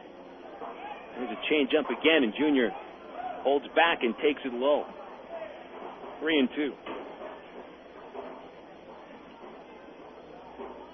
What I'm seeing from Zamora these days, he's waiting on these pitches a little bit better. He's got those quick wrists. He should be able to wait back on pitches with quick wrists. Swing a liner up the middle, almost caught the shoe of Sampson. Into center field, the ball goes, and Zamora 2 for 2. There are those quick wrists. Able to wait on the ball, bring his hands across, and then flick the wrist. And that bat goes right through, mighty quick. I just don't know why Junior couldn't be doing this day after day. He's got the kind of swing and the athletic body where, I mean, he should be batting in the 320s, 330s.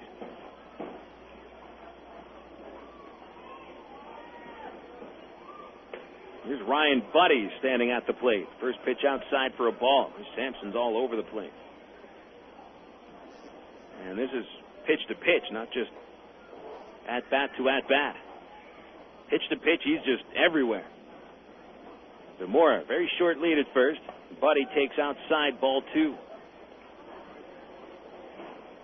Oh, this is different from Ryan's first at bat, in which he fell behind 0-2 on Sampson and then doubled off the left center field fence.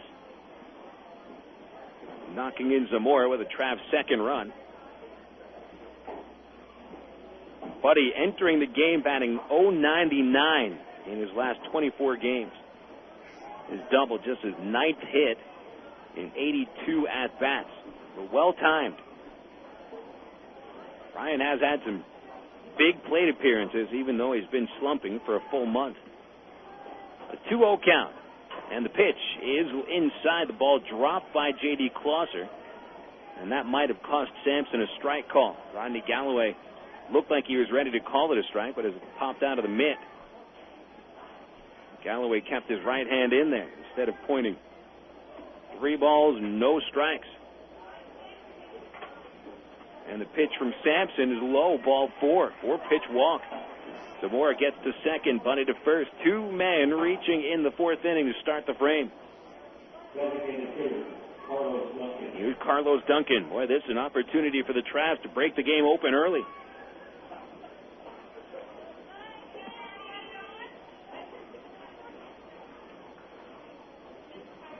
Ben Sampson is on the ropes. Lacking command, and when he's throwing pitches that are hittable, Travs are getting some good swings.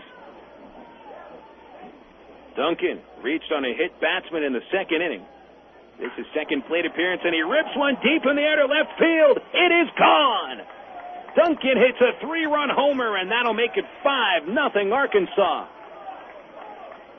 2 home runs in the ball game off Ben Sampson. And his lack of command has just cost his team. 5-0 Arkansas. Duncan cracks his 5th home run of the season. 3-run bomb. Travs are cleaning up.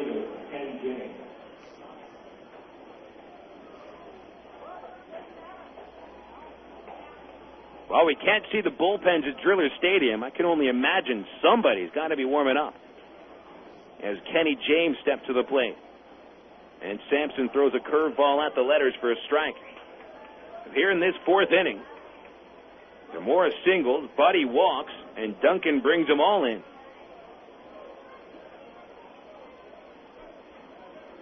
Here's the 0-1 from Sampson. Low and inside, 1-1. Sampson allowed 2 homers in his last outing. An 8-5 loss against the Frisco Rough Riders, and he gets bitten by the gopher ball again. Here's the 1-1. James swings, tips it into the catcher's mitt. Strike 2. Kenny lined out to center field in the second inning. A nice running catch by Cory Sullivan. 5-0. Travs plating 5 runs already. This is not a team that has made a habit out of scoring 5 runs a game, much less 5 runs in 4 innings. Base is empty, nobody out, and James pops one up on the first base side. Right behind the bag, Kevin Burford is there to put it away for out number 1.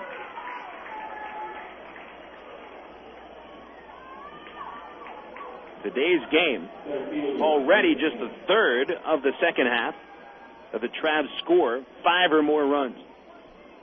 Actually, the fourth game, the Travs score 5 or more runs. Arkansas's best output since the All-Star break, 8 runs, June 30th at Round Rock. Haynes bounces one foul for a strike.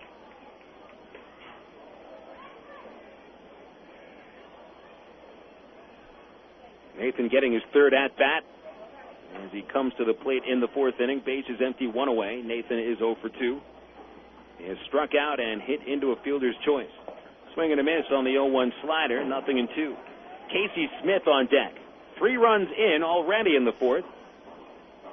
Carlos Duncan with a 3-run jack. Specht and Duncan going yard today. 0-2 to Haynes. Fister foul. Back into the net. Still an 0-2 count.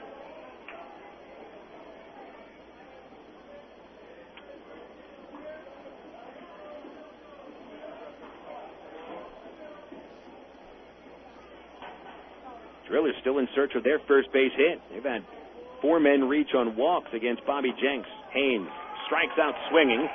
The 0-2 slider, and he went after it. Haynes now 0 for 3. Here's Casey Smith stepping to the plate.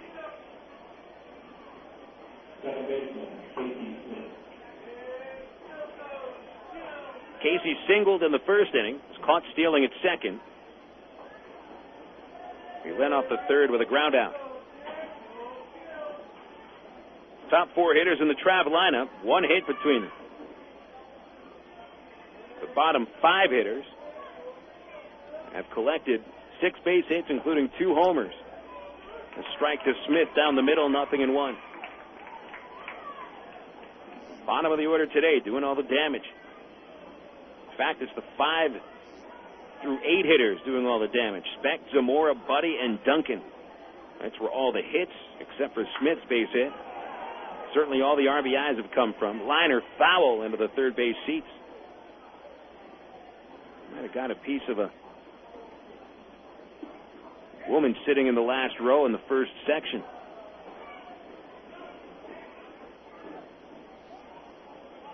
In Driller Stadium, you're not all that close to the field. Plus, the stands rest about 6 feet above the playing field.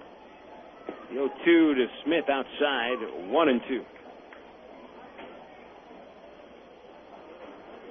A lot of the fans still standing up, not just out towards the woman was sitting, but all across the ballpark. They're trying to get a look and see if she's all right. People using their binoculars to see if there's any blood.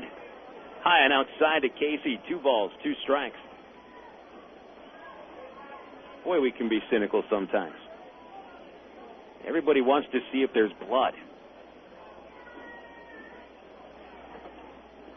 Pitch in the dirt to Smith. Now it's a full count. Kind of the same principle as rubbernecking on the highway.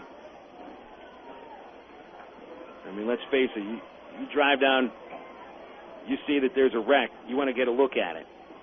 Same thing, foul balls at the ballpark. Casey swings, chopper to short. Merrill there on the second bounce. Throw to first in time for the out. Side retired. 3 runs score in the fourth inning for the Travs. All on the homer from Carlos Duncan. Travs lead 5-0 as we go to the bottom of the fourth here on FM 101.1, The River.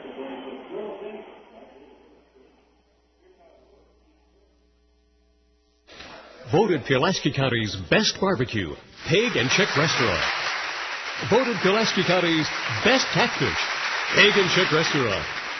Voted best plate lunch, once again, Pig and Chick Restaurant. And last but not least, voted best family dinner, and you guessed it, the overall winner, Pig and Chick Restaurant in Sherwood. Congratulations to Pig and Chick Restaurant, just 2 blocks south of Keel Avenue in Sherwood. To dine at your house, call 834-5456. To place your order and pick it up at the drive-thru window. Or to cater your family or company parties over the holidays, call 834-5456. And for the best barbecue, catfish, plate lunch, or family sit-down dinner, visit Pig and Chick Restaurant, 7824 Highway 107, that's JFK Boulevard, 2 blocks south of Keel Avenue in Sherwood. Open Monday through Saturday. Hey, it's a proven winner. Miller time. It's time to tuck the sun in and give it a good night kiss. Miller time. It's time to put the 9 to 5 back on the shelf. Miller time. It's time to wear the knife like a cape and break out the Miller Lite.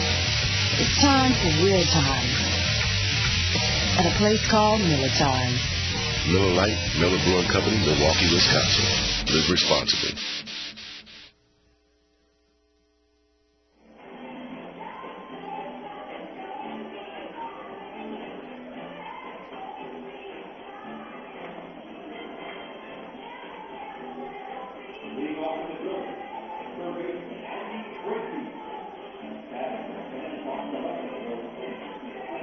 Bottom of the fourth here at Driller Stadium in Tulsa, Oklahoma. Phil Elson joining you for the second game of the 4-game series between the Arkansas Travelers and the Tulsa Drillers. Power providing the Travs offense today. 2 homers accounting for 4 of the 5 runs. Meanwhile, Bobby Jenks has held the Drillers hitless in 3 innings. However, he has delivered 4 walks, 4 strikeouts. Only 4 put into play by Tulsa batters. Ball 1 to Andy Tracy, high and outside. Tracy leads off the fourth in the cleanup position. J.D. Closser and Matt Holliday follow against Bobby as he winds and deals the 1-0 for strike 1. Tracy was at the plate in the first inning with 1 out and 2 men on, but he struck out, and on the strikeout, Brad Hawpe was caught stealing by Ryan Buddy for a double play. Fastball, Tracy swings and misses. 1-2. Tracy hit an RBI ground out yesterday, struck out twice. 69 strikeouts in 59 games by Andy Tracy. 1 ball, 2 strikes on the Tulsa third baseman. He leads off the fourth. And the delivery, swing and a miss. Bobby racks up strikeout number 5. Fastball that Tracy could not catch up with, and Bobby not only had that pitch coming in hard, but it was moving. 1 out in the fourth inning. Here's J.D. Closser, and we'll take a look at the Southwest Airlines out-of-town scoreboard. 1 game has not yet started in the Texas League, or at least we haven't been able to get a score on it. Round Rock and Midland at the Dell Diamond. 2 other games in progress. Wranglers lead Frisco 3-2, top of the fourth, as Closser takes a pitch 2 feet in front of home plate for ball 1. That's the second pitch Bobby has bounced in front of the plate by 2 or 3 feet. Wranglers had their 9-game winning streak snapped yesterday, as Frisco won for the 3rd game in a row. Rough Riders game behind Wichita, 2 in front of the Travs for 2nd place. Closser fouls a pitch back to the net. 1 ball, 1 strike. Closser 0 for 1. Bobby got him to ground out to second base in the 2nd inning. San Antonio has won 9 of 10. Missions lead El Paso 1-0. Closser swing and a miss. Jenks coming high and tight with heat. Not a good swing by Closser. Big swing, but he missed that one by a bunch. Jenks has struck out the first batter of the fourth inning, and Clauser chops one down the first base line. A fair ball just past the diving Mike O'Keefe. Extra bases for Clauser. Kenny James couldn't get the ball in the outfield yet, and Clauser digs into second. He's safe. A double. First base hit of the game for the Tulsa Drillers. A one-out double in the fourth inning by J.D. Clauser, his 16th double of the season. O'Keefe was close to that ball, diving from first, but just out of reach. And Kenny James had to hustle over to that wall as the foul fence borders the foul line, almost 2 or 3 feet away from the line in the right field corner. Man at second base with one out in the Driller fourth inning for Matt Holliday. Travs 5, Drillers nothing. Bottom of the fourth, one out. Holliday takes one low for ball one. Holliday saw 5 pitches in the second inning to walk. Stole second base and never made it to third. No Driller has made it to third base yet. Tulsa leaving men at second base in each of the first 3 innings. Now they have their man to second base here in the fourth on the one-out double by Clauser. 1-0 on Holliday, the count with one away. Jenks checking second base. His delivery popped up out of play, strike one. Here's some Major League scores. 2 games in progress. Arizona 1, Los Angeles nothing in the first. Texas and Seattle, no score in the first inning. A lot of final scores, which we'll get to.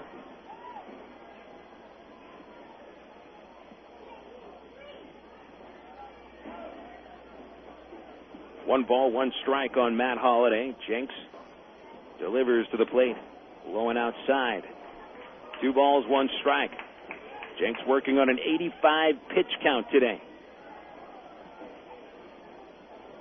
Travs used Scott Schneider for 3 2/3 innings and Steve Andrade for 2 innings yesterday. Brian Rogers made the start. So that's 3 relievers Travs can't count on today. Holliday sends a high fly to right field. James streaking back to the fence. Nice catch at the fence. And Clauser was running on contact, so he's not going to get back into second base, and the Travs double him off. What a play by James in right field. A leaping grab at the fence, and then they double Clauser off at fourth base to end the inning. Double play ends the inning as we get into the fifth. 5-0 Arkansas on 101.1 The River. Boy, it sure gets hot during the baseball season, and Ready Ice, Arkansas's largest ice company, is always the best choice to keep your favorite drinks cold. Once again, Ready Ice is proud to present Ready Ice Wednesdays at Ray Winter Field. Just pop in anywhere Ready Ice is sold in Greater Little Rock, like Exxon stations or your local convenience store, and grab a coupon good for $2 admission to any Travs Wednesday home game. Get ready, get the coupon, and go to Ready Ice Discount Wednesdays at Ray Winter Field. Stop by Agpro at Highway 165 in England and take a look at the new John Deere 5020 Series tractors. This rugged lineup can handle your livestock chores with ease. Choose the 45 to 75 PTO horsepower straddle mount, isolated open operator station, or cab model that fits your needs. The new tractors offer improved comfort, control, and convenience.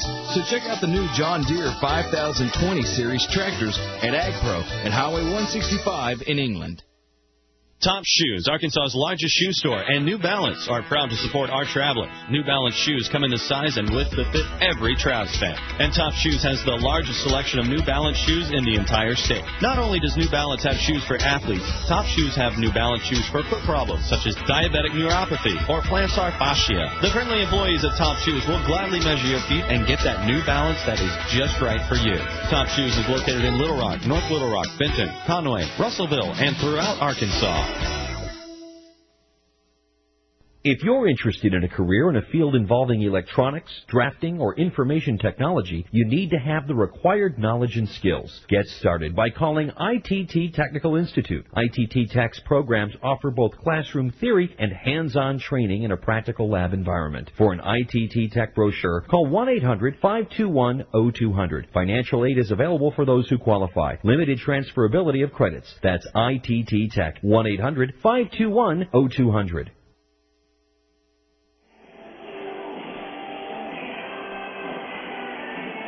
The Travelers return to Raywinder Field on Monday, July 14th, to kick off the longest homestand of the season, 12 games, July 14th through Friday, July 25th, highlighted by the Kids Weekend, Friday, July 18th, and Saturday, July 19th, Bat Night.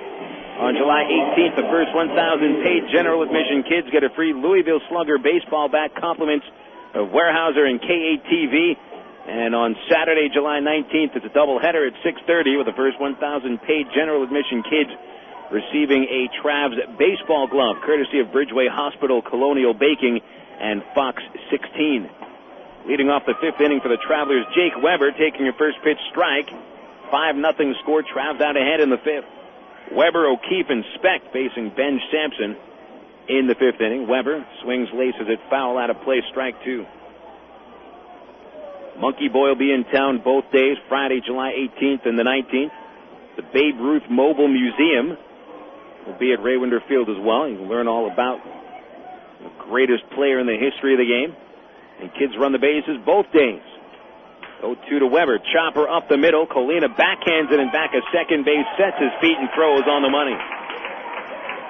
Very nice play by Javier Colina. He's handled 4 chances. 1 out in the fifth inning, and here's Mike O'Keefe. O'Keefe hitless, 2 at-bats, a ground out and a strikeout. Seat cushion night also on Thursday, July 17th. First 1,000 adults in a free Travs seat cushion, compliments of Navigator Communications and FM 101.1 The River. Strike to O'Keefe down the middle. 0-1.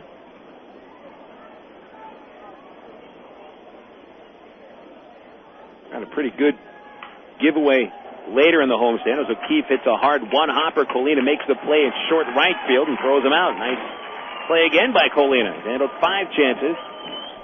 And the Travs making him run back and forth. Deep in the hole at second and hard up the middle. 2 outs in the fifth inning, and here's Speck. Of course, with the Travs affiliate Anaheim Angels picking up the World Series championship last year, you got to have that championship moment frozen in time. And the Angels did that. They took a wide shot of the field at Edison International right after Troy Percival recorded the final out of the World Series as Speck takes a strike, 0-1. Brian homered in the second, struck out on the third. They made a poster out of that picture, and the first 1,000 families on Thursday, July 24th will get that free commemorative Angels World Series poster. Speck the swing and a miss, 0-2. And that's Thursday, July 24th. The Frisco Rough Riders will be in town. For more information, log online to the Travs website, www.travs.com. You can even buy your tickets there. Speck swings and misses. Strike 3. Ben Sampson sets him down in order, 1-2-3, and he's retired 6 in a row ever since the Duncan homer. But Carlos's homer in the fourth gave the Travs a 5-0 lead, and that's the score as we get into the bottom of the fifth inning after this on FM 101.1 The River. The Fish House is known all across Arkansas for its great catfish, but did you know that the Fish House can cater any event anywhere in the state? Catfish, chicken, hush puppy, shrimp, fries, coleslaw, baked beans, all of them cooked on site. The Fish House even provides plates, utensils, and napkins for up to 3,000 people. All you have to do is eat, because the Fish House takes care of everything else. Come see us for a great meal in Conway at 116 South Harkrider, or call toll-free 877-661-3774 for the Fish House. Imagine what it feels like to be a hero every day. Make a difference in the Coast Guard. Jobs that matter. Join the Coast Guard or Coast Guard Reserve. Save lives, stop drugs, protect the environment. Call toll-free 1-877-NOW-USCG. Coast Guard, jobs that matter. Call toll-free 1-877-NOW-USCG. The Coast Guard, jobs that matter. The best part of a convenience store is convenience. Double B's Exxon wants to make your trip to our stores as convenient as possible. That's why we featured Speed Pass at our Exxon locations. Speed Pass is the easiest, most efficient method of payment at the pump, available exclusively at Exxon. Of course, Double B's Exxon features all sorts of ice-cold beverages and snacks. Double B's Exxon, locations at Greater Little Rock, are the places to pick up your Tuesday and Wednesday Travs family night discount tickets. And be sure to listen to the Double B's Double Play all season long. Double B's Exxon. Gas it, grab it, and go!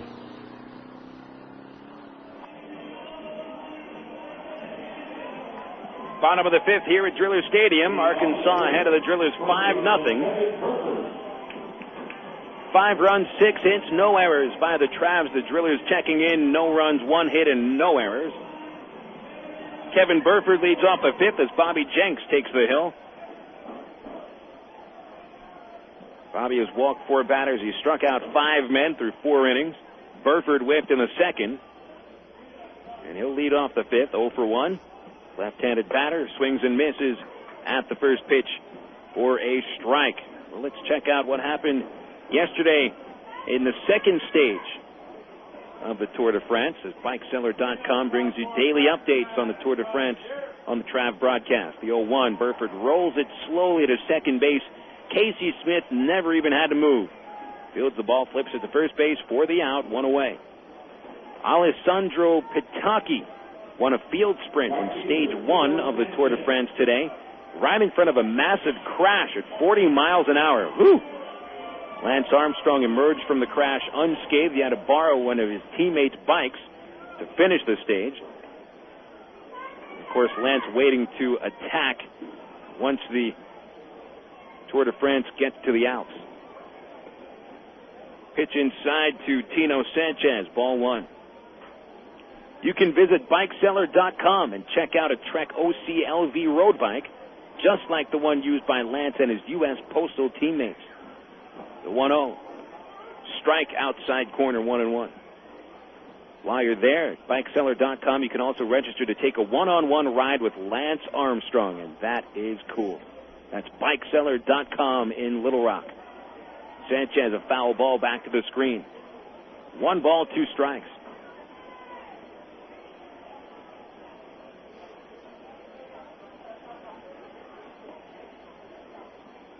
You know, I likened yesterday a one-on-one ride with Lance Armstrong like having a batting clinic with Ted Williams right after he won a Triple Crown.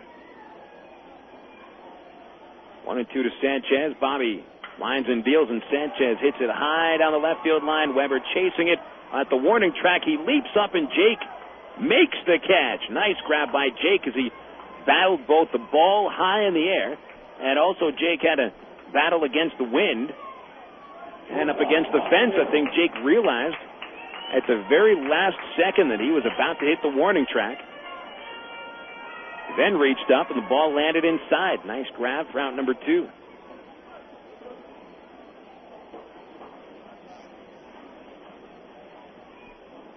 Drillers have had 2 deep fly balls reeled in at the corners by both the corner fielders.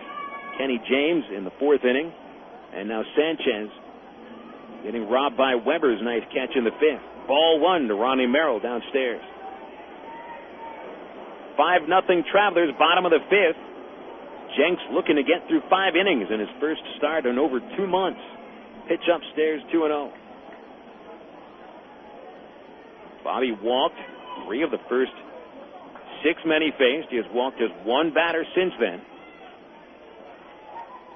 The 2-0 pitch to Merrill. Strike 1, low outside corner. Rodney Galloway, the home plate umpire, getting some grief for giving that borderline call to Jenks. The 2-1 pitch from Bobby. Strike 2, fastball on the outside corner, and Merrill not even taking the bat off his shoulder.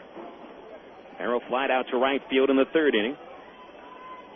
Drillers have managed only 1 hit out of their first 17 hitters. The 2-2 deal.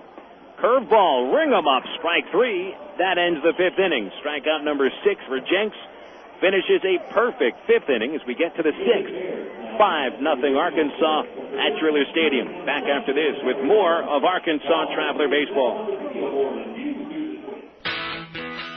Hollywood Sports and Memorabilia specializes in autographed collectibles from the worlds of baseball, football, basketball, movies, and music. Memorabilia signed by the likes of Joe Montana, Mickey Mantle, Ted Williams, John Wayne, Marilyn Monroe, Elvis, Britney Spears, and the Beatles. And remember, everything sold at Hollywood Sports and Memorabilia is 100% authentic or guaranteed.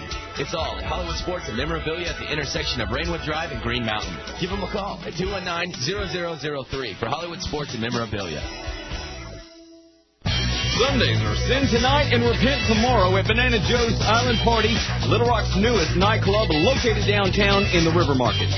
Sunday Sin Night features $2 domestic beer, contests featuring color TV giveaways, and a free buffet from 9 until 11 p.m. when you sign up for a Sin card.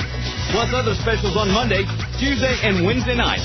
Banana Joe's any night of the week at 300 President Clinton Avenue in the River Market.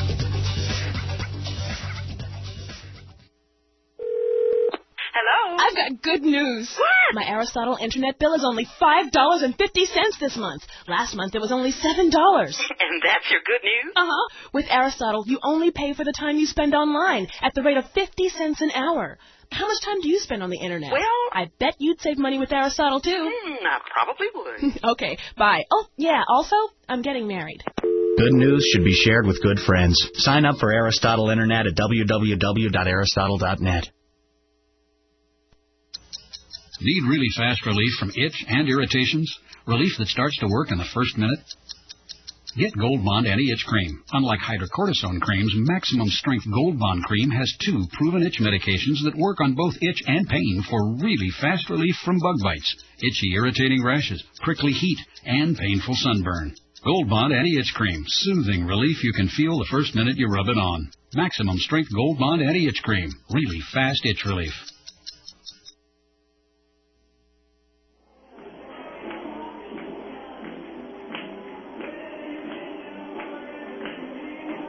Hi, and welcome back to Driller Stadium on a Sunday evening in Tulsa. Travs out ahead 5-0. Homer's doing most of the damage. 2 jacks for the Travs. Solo shot from Brian Speck. 3-run homer by Carlos Duncan. Duncan batting third here in the 6th inning. Junior Zamora leads off and takes a strike. Junior 2 for 2. A double and a single. He has scored 2 runs. And Sampson throws inside on the 0-1 pitch. 1 ball, 1 strike. Junior Zamora, man, this guy is just smoking the ball. The 1-1, he leaves it go for strike 2 on the outside corner. Zamora looks very comfortable at the plate. Good-looking swings. Batting .484 in his last 10 games.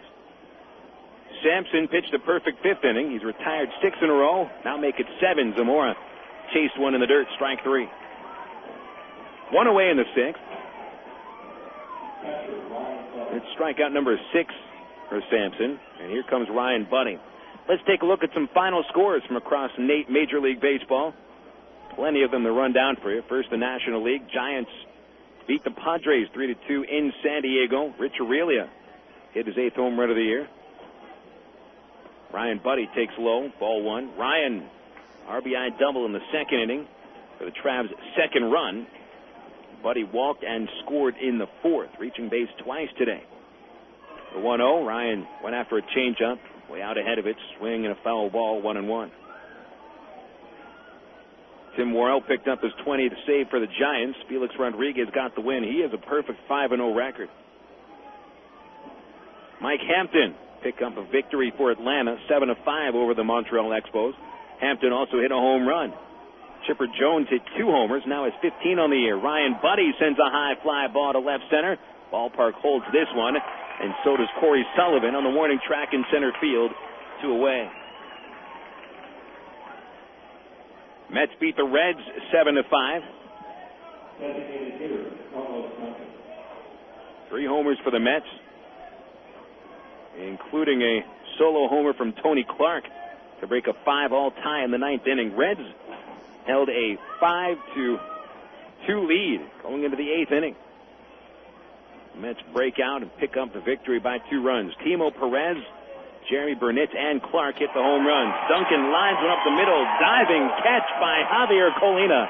The second baseman reels it in, and that's 9 men set down in order by Ben Sampson. Go to the bottom of the 6th inning after a rather quick top of the 6th. 5-0 Travelers on FM 101.1 The River. Sports is fun, but it's just a game. Your life, on the other hand, needs a little more serious game plan. Like preparation for a career in today's growing technical fields. That's why ITT Technical Institute offers associate's degree programs in areas like electronics, computer drafting and design, and information technology. The skills and knowledge taught are in technical areas that can have practical value in the workplace. For more information on ITT Tech, call 565-5550 today. Or find us on the web at itt-tech.edu.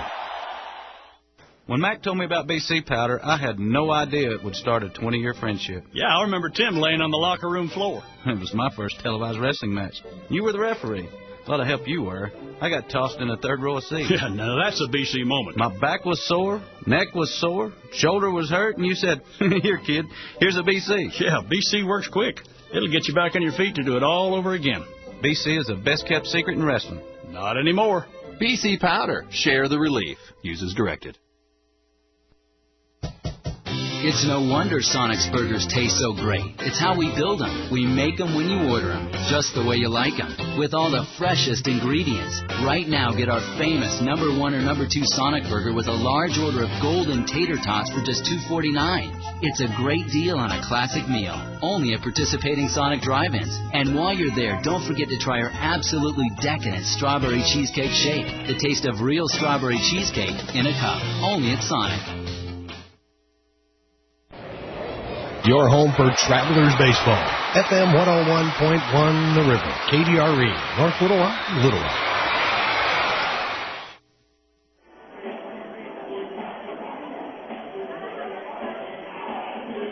Heading into the bottom of the 6th inning out here in Tulsa. Travs hold a 5-0 lead over the Drillers. Ryan Cummings has come on in relief of Bobby Jenks. Bobby, in his first outing in over 2 months, goes 5 innings, allowing just 1 hit. 4 walks. Bobby struck out 6 batters and never allowed a man to reach 3rd base. So Jenks in line for the victory as long as the Trav bullpen holds on to it. Cummings out here. Ryan coming off a 2 shutout inning performance last Thursday against Wichita. Cory Sullivan leading off left-handed batter. First pitch lined over 3rd base into left field for a base hit. Cut off by Weber. Sullivan digging for 2nd base, and he heads back in to first as Weber's throw was on the money. Good idea by Sullivan. No need to get thrown out as he's reached base for the 3rd time today. First base hit for him, and boy, these Drillers are now going to get a much different look than Jenks. Ryan Cummings certainly throws nowhere near as hard as Jenks does. His pitch is much more hittable, but Cummings exhibits better control. Javier Colina, the batter, he has struck out twice, and he'll take a fastball low, 1-0. Cummings has had his troubles in the 2003 season. First off, Ryan had an ERA over 8 with Salt Lake City before his demotion to the Texas League. Right-hander steps off the rubber. Sullivan deking off of first base. With the Travs, Cummings hasn't pitched much better. 6.03 ERA. There's a slider at the Leonard's. Colina takes it 1-1.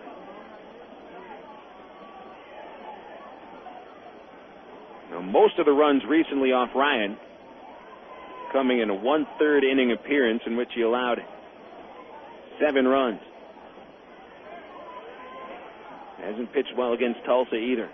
The 1-1 downstairs taken by Colina. 2 balls and a strike.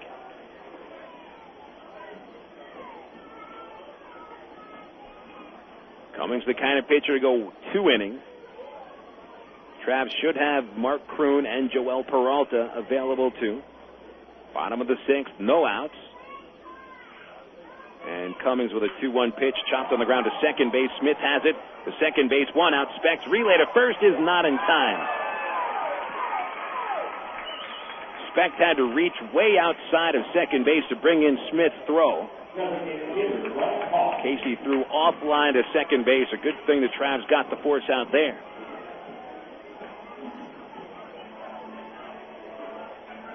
Casey's slight off-balance throw cost the Travs the chance for a double play. Brings up Brad Hawpe. One out, man at first. Hawpe walked and flied out to center against Bobby. Ryan's first pitch outside. Throw from the catcher behind the runner to first base. Colina just got in safely. Very close play at first.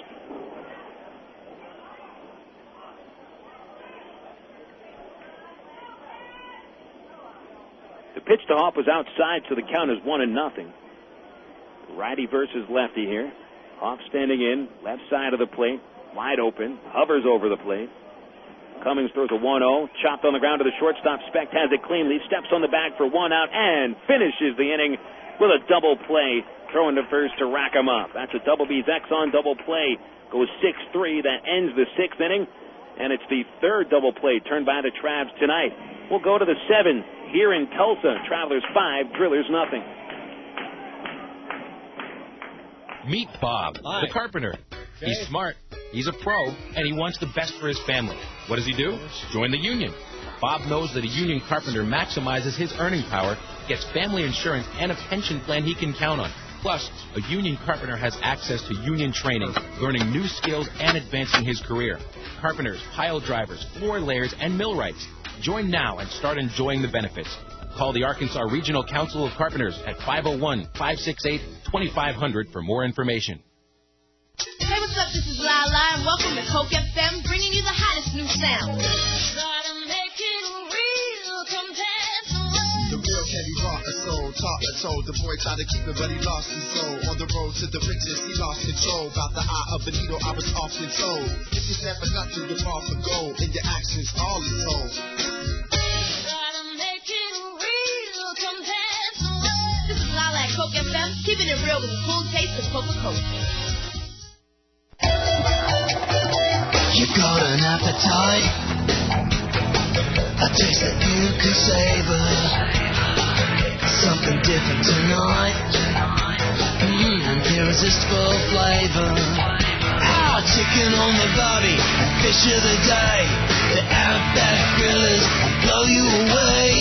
Outback Steakhouse, it's just right.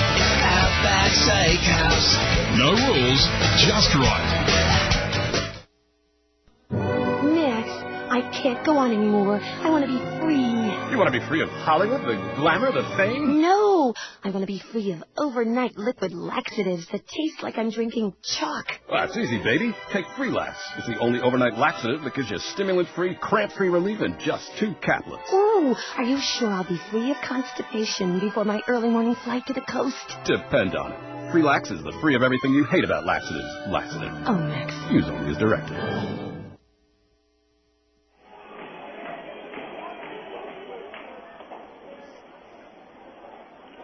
Travs have held the Drillers scoreless through 6 innings.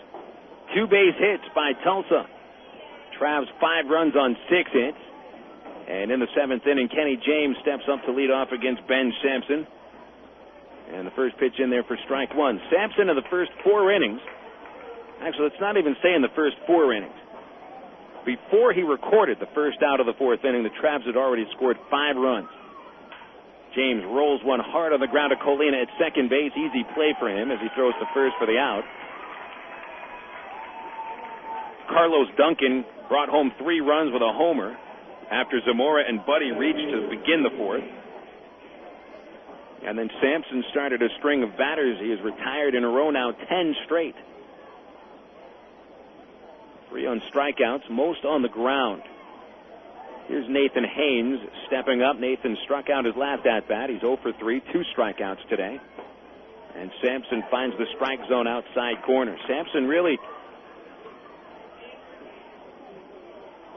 most of the runs coming on homers.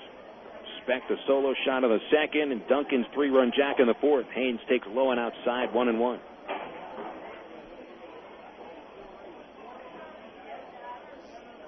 Junior Zamora, a couple of hits off of Sampson. Junior's 5 for 6 against Sampson this year. Haynes checks the swing. It's outside, 2-1.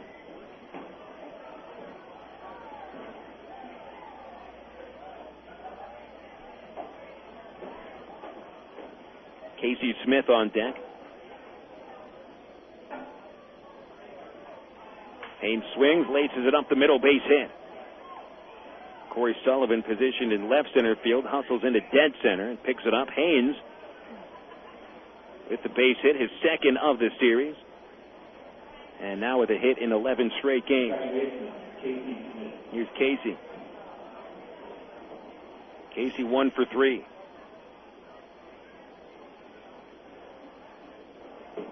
Again, Sampson allowed 5 runs in the first 17 batters he faced and set down 10 in a row before Haynes' one-out single in the 7th. And now Smith in there. Casey's grounded out his last 2 at-bats. Sampson throws the first base, chasing Haynes in there.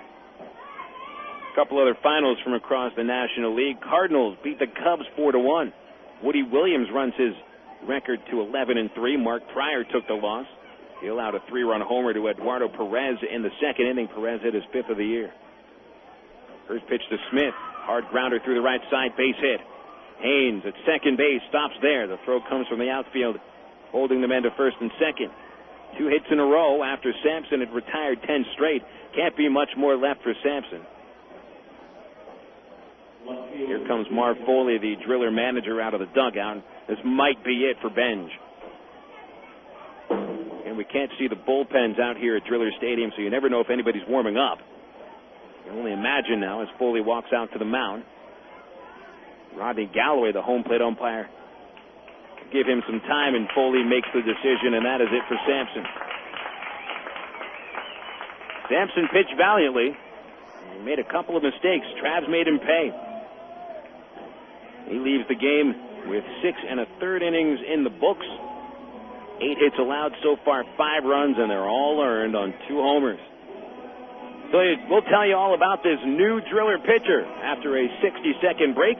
Travs ahead 5-0 with 1 out in the 7th inning. When we return, the Travs have 2 men on base with Jake Weber coming to the plate. You're listening to Arkansas Traveler Baseball on FM 101.1 The River. Hello, this is Steve Stevens, and I'd like to talk to the men out there about a disease you don't want to think about: prostate cancer. Prostate cancer hits 1 in every 6 men during their lifetime. More than 1 million men have been diagnosed in just the last 5 years. 200,000 have already lost their lives. Early detection could have saved a lot of good men. The Arkansas Prostate Cancer Foundation urges you to get tested. So please take the first step, because it's time to say no more to prostate cancer. Hi, fans. This is Phil Elson, voice of the Travs. I hope that you enjoy listening to Traveler Baseball as much as I love broadcasting it. Thanks for welcoming me and Arkansas's only professional baseball team into your house, car, or workplace. Please show your support of the Travelers radio broadcast by thanking our sponsors when you get the chance. Let them know that you heard them. They'll appreciate it, and the Travs certainly do, too. And keep tuning in all season to the Travs on Unforgettable Favorites, FM 101.1, The River.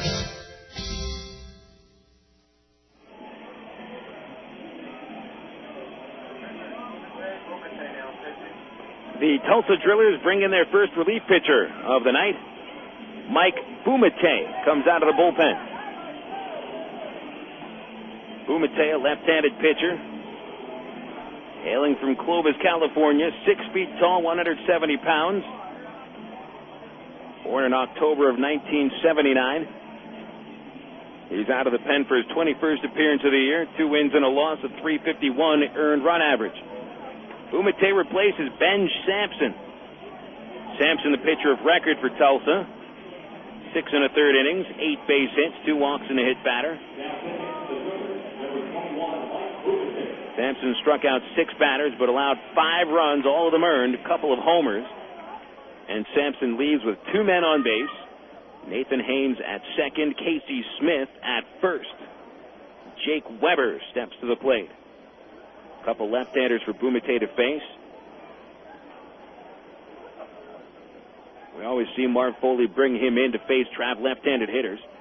Tossed to second base by Bumate, trying to pick off Haynes. Nathan got the hand in there. He is safe. 5-0 scored. Travs out ahead.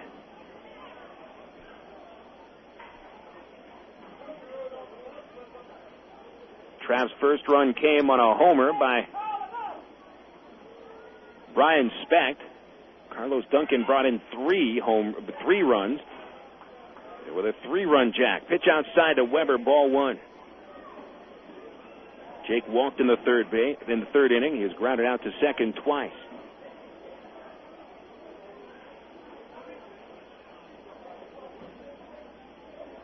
Haynes at second base. Casey Smith at first. 1 out in the Travs 7th inning. Bumate deals the 1-0, and Weber lets it go low and outside. Curveball, 2 balls, no strikes. 25 2/3 innings for Bumate, 22 hits, 18 walks, 27 strikeouts, and pretty much a situational lefty. 2-0 on the Trav left fielder. Weber takes a fastball low, 3-0. Sampson came into this inning, retired 9 men in a row. Sent down the leadoff man, Kenny James, on a grounder to second, but then Haynes and Smith singled. 3-0 on Weber. The pitch, swing, a pop-up out of play. Jake went after a 3-0 pitch. Must have been exactly where he liked it, but he fouled it back to keep the at-bat alive. 3 balls, 1 strike. Travs have led ever since the 2nd inning. Meanwhile, Tulsa has not had a man reach third base. Bobby Jenks went the first 5 innings, and Ryan Cummings pitched a scoreless 6th.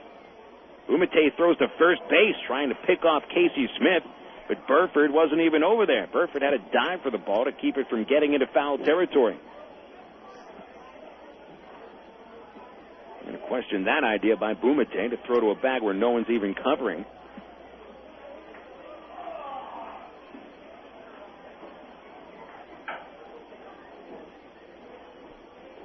Three balls, 1 strike to Weber. Bumate throws. Jake fouls the pitch away. Bumate went with breaking pitches the first couple times and has come with fastballs that Jake has fouled back each time. 2 in a row. The count is full with 1 away.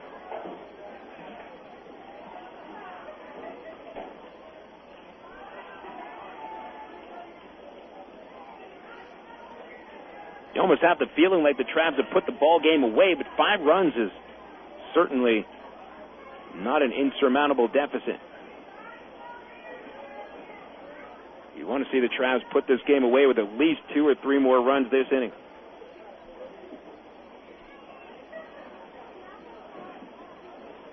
Closser went out to the mound for a quick talk with Bumate. The count is full on Jake Weber. Bumate hasn't thrown well at the breaking pitches. Fastballs seem to be his best option right here, but he steps off the rubber, looking Haynes back to second base.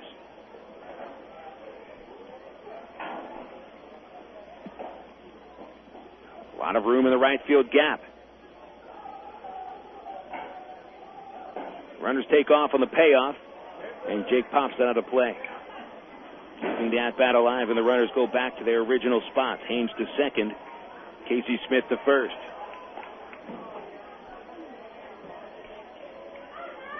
Shadows now stretching into the outfield. Center field awash in a bit of sunlight. There's one long strip of sunlight from shallow left field to the right center field fence. Infield in the shadows. Lights are on. 3-2 pitch. Weber swings and misses. Runners taking off. Closser throws to third base, and Haynes just walks in there. He did not get a good break. The hit and run backfires. Travs go scoreless in the 7th inning with a strike him out, throw him out, ending the inning. 7th inning stretch time at Driller Stadium. Travs 5, Drillers nothing. Back after this with more on FM 101.1 The River. The Electric Cowboy is open Wednesday through Sunday at 7:30. Wednesday, Ladies' Night. All ladies entering before 10 receive a $5 cash gift, plus dance lessons and a 9-ball pool tourney. Thursday features crazy cash games, dance lessons, and specials on pitchers and long necks. Friday night has special long necks until midnight, and Saturday's early bird long neck special lasts until 9:30. Then we wrap it up Sunday with an 8-ball pool tourney and $50 cash to the best karaoke singer, the Electric Cowboy, off I-30 at the Chico Road exit. Tractor trailer accident, Gary Eubanks and Associates. Tractor trailer injury, Gary Eubanks and Associates. Tractor trailer investigation, Gary Eubanks and Associates. Tractor trailer settlement, Gary Eubanks and Associates. Tractor trailer litigation experience, Gary Eubanks and Associates. At Gary Eubanks and Associates, an experienced trial lawyer will handle your tractor trailer case. And as always, we'll win your case, or you don't owe us a dime. The Travs and Del Monte have stepped up to the plate to offer you a great seating alternative this season at Ray Winder Field. It's the Del Monte Harvest Foods Family Section. This special no smoking, no alcohol area has been set aside to make your family's ballpark experience even more enjoyable. So when you buy your Travs tickets, ask for the Del Monte Harvest Foods Family Section. Del Monte Vegetables, simple mealtime solutions that will have you saying, hey, I can do that. Look for Del Monte Vegetables at your local Harvest Foods. Harvest Foods, an Arkansas company serving Arkansans.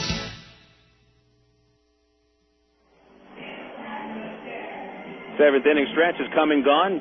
Fans sing the song. Take me out to the ball game. Take me out to the bottom of the seventh inning. 5-0 score. Travs out ahead of the Drillers. Phil Elson joining you as Andy Tracy steps up to lead off the seventh. Ryan Cummings from the stretch, and his pitch is hit in the air deep to left center field.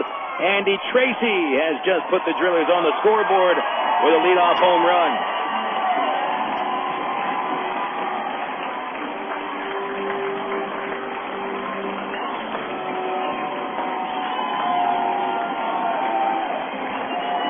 A long home run to left center field on the very first pitch of the bottom of the seventh inning. Home run number 14 for Andy Tracy, and the Drillers get on the scoreboard in the seventh inning. Travs lead cut down to 4 runs, 5-1. Well, Ryan Cummings allowing that homer. Now allowed a run in 11 of his 16 games this year. A strike to J.D. Clauser. Clauser, a double and a ground out today. His double came in the fourth inning with 1 out. He was doubled off of second base. And the next batter, Holliday, flat out deep to right field. Pitch outside from Cummings, 1-1. A home run allowed by Cummings. His 4th of the season. A strike to Clauser down the middle. 1 ball, 2 strikes.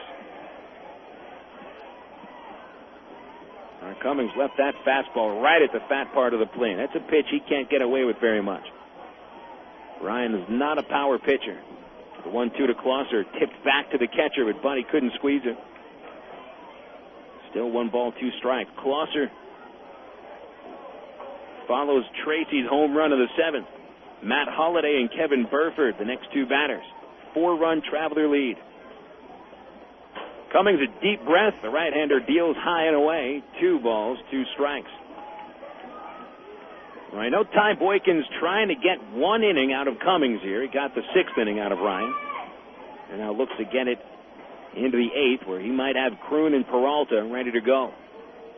2-2 to J.D. Clauser. Cummings tries a curveball. He misses. Low and inside. Running the count full. Cummings usually comes in for 2 innings unless he gets hit too hard. And he did pitch 2 scoreless innings his last time out. 3 balls, 2 strikes on J.D. Clauser. Cummings deals. Clauser taps it back in front of the mound. Cummings late getting to the ball, throws wide to first base, and Clauser is safe. Mike O'Keefe had to jump off the bag in order to bring it in. Cummings was late getting to the ball, hence he rushed the throw, and he threw it wide. Clauser safe, and they award him a base hit. That's a play that should have been made. Someone should have taken control there, either Ryan Buddy or Ryan Cummings. Well, now I see a couple Trav pitchers heading into the bullpen. I saw Joel Peralta walking to the pen, so Peralta will start to warm up. Matt Holliday, the batter, sends a high fly ball deep to right field. That sends Kenny James back to the fence, and Kenny misplays it. It hit his glove and then hit the fence. Into second base, Holliday. Closer to third. What has happened here in the 7th inning? Holliday hit that ball deep to right field, way back to the fence, and James was there to make the catch. But he misjudged where the ball was going to come down. Kenny misjudged that fly ball by maybe 2 feet as it hit his glove and then hit the fence. A double for Matt Holliday. Clauser is into third, and the Travs lead is suddenly in jeopardy. Nobody out in the Drillers' half of the 7th inning, and they're mounting a rally. Ryan Buddy out to the mound talking with Cummings. Of the base hits Cummings has allowed in the 7th inning, there should only be one. 3 hits. Tracy's home run, the only truly legitimate hit. Clauser's swinging bunt in front of the plate should have been an out. Cummings was late getting to the ball. Holliday's fly ball to right field also should have been caught, but Kenny James misplayed it. Kevin Burford sends a chopper foul down the third base line for strike one. Travs need to get an out here, and that's what they play for. Infield plays back. First base open.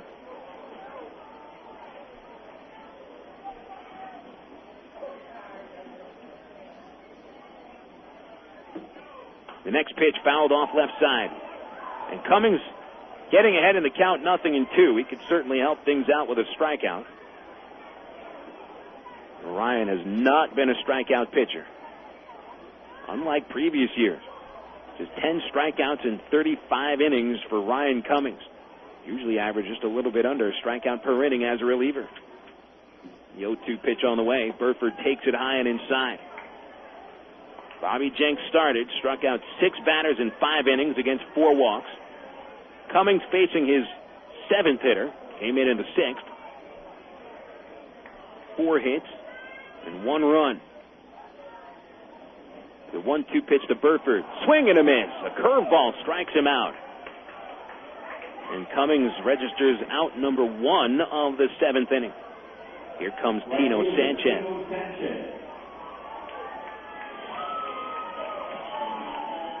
Milwaukee beat the Colorado Rockies today 3-1. Ben Sheets got the win. Mike DeJean saved his 17th. Ex-Traveler Jose Jimenez took the loss, dropping to 0-5. We'll finish off some other scores in a second. First, a pitch to Tino Sanchez, taken outside for a ball. Sanchez is 0 for 2. He's flied out to left and grounded to third. Marlins over the Phillies 6-3. Thome and Bell hitting homers. Bell just his 4th home run of the season. Thome's 22nd. Mark Redmond got the win. He's 7-3 for the Marlins. Randy Wolf drops to 9-4 for Philadelphia. Pitch downstairs on a curveball, 2-0 to Tino Sanchez. Ronnie Merrill on deck. Pirates beat Houston 8-3 for the Buccos' 4th straight win. 3 jacks for the Pirates. Brian Giles and Craig Wilson hit solo homers in the 3rd inning off losing pitcher Wade Miller. Aramis Ramirez hit his 8th later in the game. The 2-0 to Sanchez, hit up the middle. Specht has it in back a second. Pirouettes and throws to first base for out number 2. On the plate, Clauser scores the 2nd Driller run. Good play by Brian Specht. Brian got to the ball with plenty of time. Did not rush the throw. Good footwork. And more even than that, just good presence of mind and know what's important at that play. So the Travs lead now cut to 3 runs. 5-2 score in the bottom of the 7th. And Ronnie Merrill at the plate. He's had some big hits against the Travs this year, but 0 for 2 today. Cummings from the stretch, a strike on the outside corner, the fastball. 0-1.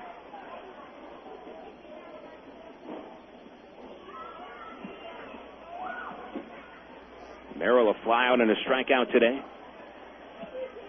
Left-handed batter tries to bunt his way on and pops it back behind the plate.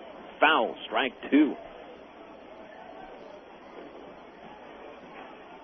Trying to bunt the runner home from third base with 2 outs.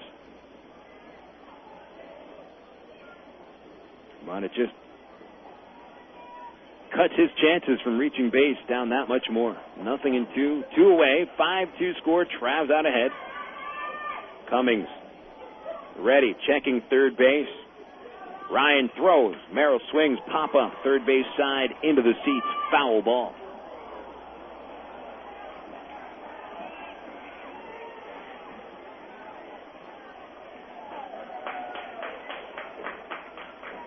Merrill 9 for 42 against the Travs this year. Of those 9 base hits, 4 are extra bases. He's knocked in 7 runs. He's, like I said, really come through with some very big hits against Arkansas. Another 0-2. Swing a grounder towards second base.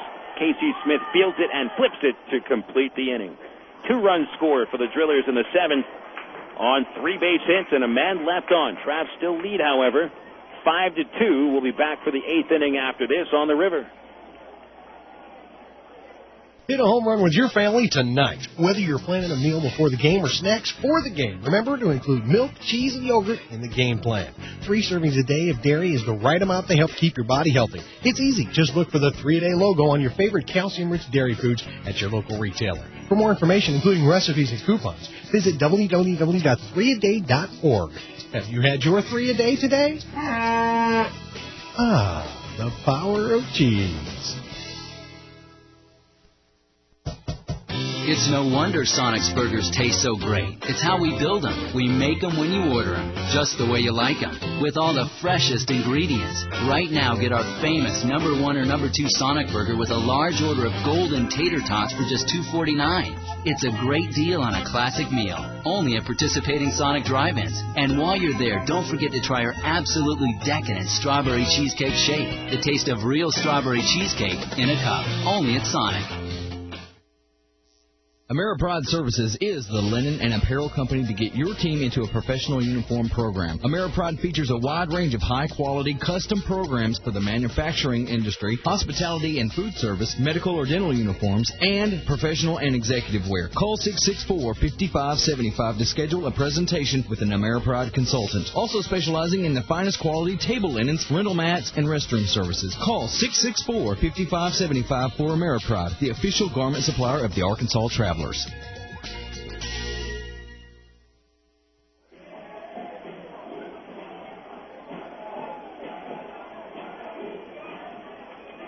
innings in the books at Driller Stadium.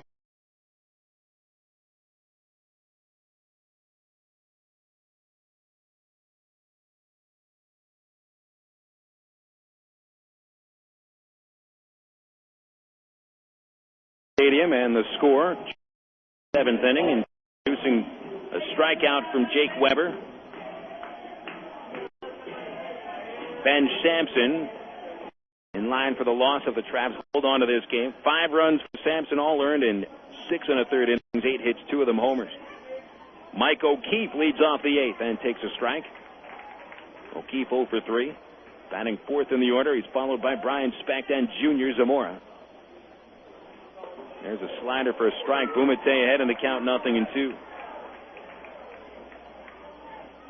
8 hits for the Travs, but just 2 of them in the last 3 innings. Offense is quieted down. Bumate deals the 2-strike pitch, and it slides way outside, ball 1. Right now, and they're really not worried too much about the Arkansas offense. They've scored the 5 runs.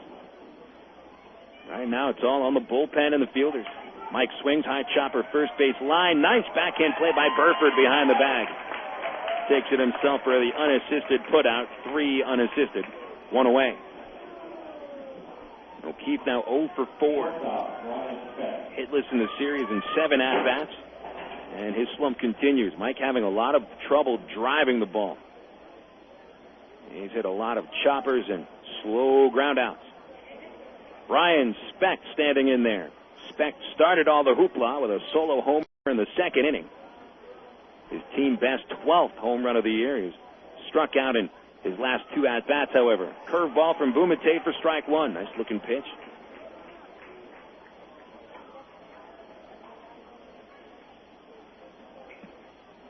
It's the 7th game we've seen Bumate.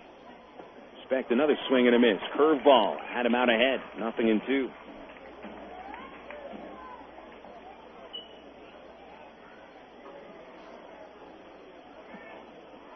I saw Peralta starting to warm up last inning. Got to think Joel is coming in.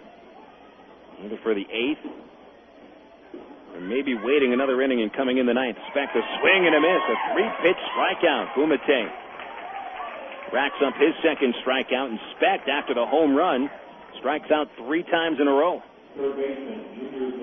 Here's Junior Zamora.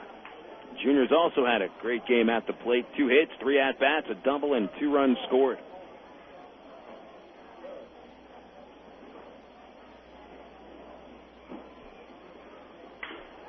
First pitch hammered, lined right to center field, but waiting for it, Cory Sullivan to make the catch. And the inning is over. Travs go down in order in the 8th. 1, 2, 3. Bottom 8 coming up. 5-2 Arkansas. You're listening to Arkansas Traveler Baseball on the River.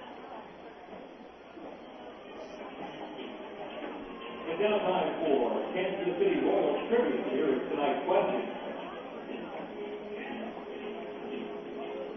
Royals manager Tony Haynes started his playing career with one major league organization, and he was just for Pirates, the Indians, 14 for Boston Red Sox. Fans, if you haven't been to an Arkansas Travelers game lately, you don't know what you're missing. Shed Spread Country Crock invites you and your family to get out and see the Travs. You can bring the whole family for Country Crock Family Thursday. Travelers fans who bring an original cash register receipt showing purchase of any Shed Spread Country Crock product will receive up to 6 free admissions for any Thursday home game. Hurry! This offer ends August 14th. Offer subject to ticket availability. Country Crock. Bring it home. Miller time. It's time to tuck the sun in and give it a goodnight kiss. Miller time. It's time to put the 9 to 5 back on the shelf. Miller time. Time to wear the nice like a cape and break out the Miller Lite. It's time for real time. At a place called Miller Time. Miller Lite, Miller Brewing Company, Milwaukee, Wisconsin. Live responsibly. Enter Trek's Ride with Lance giveaway today. One lucky grand prize winner will take an all-expense-paid ride with Lance Armstrong. One first prize winner gets an autographed Trek road bike. And a second prize winner gets a Trek travel trip for 2. Plus, get huge yellow tag savings on selected bikes and merchandise. No purchase necessary. Details and entry at participating Trek dealers. Open to U.S. citizens 18 and over residing in the 50 states or D.C. Void where prohibited. 1 entry per person per day. Offer good July 3rd through 27th, 2003. Enter exclusively at BikeKiller.com. Arkansas Trek Superstore.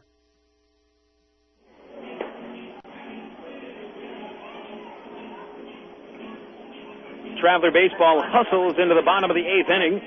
5-2 score. Travs out ahead. Hey, Travs fans, how would you like to win 3 box seat tickets right behind home plate at Raywinder Field? It's easy.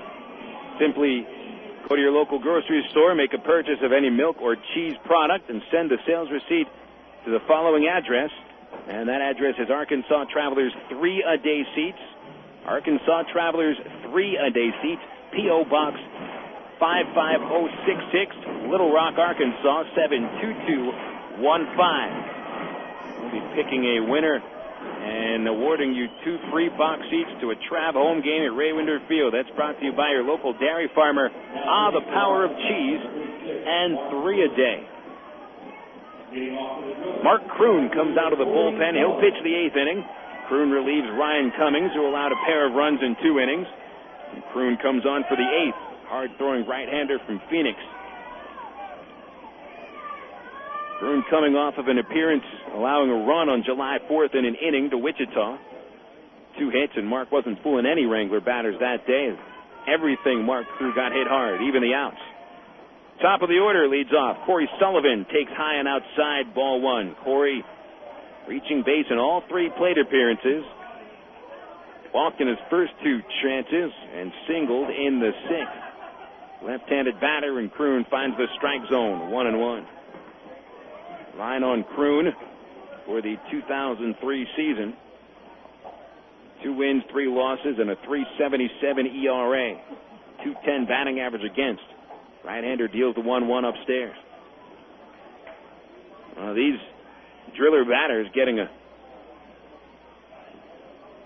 full intake of the hardest throwers in the Texas League. Trav's Bobby Jenks, and now Kroon, who deals in the mid to high 90s. Sullivan grounds one to second. Smith 2 steps up the middle to make the play. Throw to first, out number 1. Bringing up Javier Colina. Travs looking to end a 5-game losing streak. Started last Tuesday at Raywinder Field. The 16-run loss at the hands of Wichita.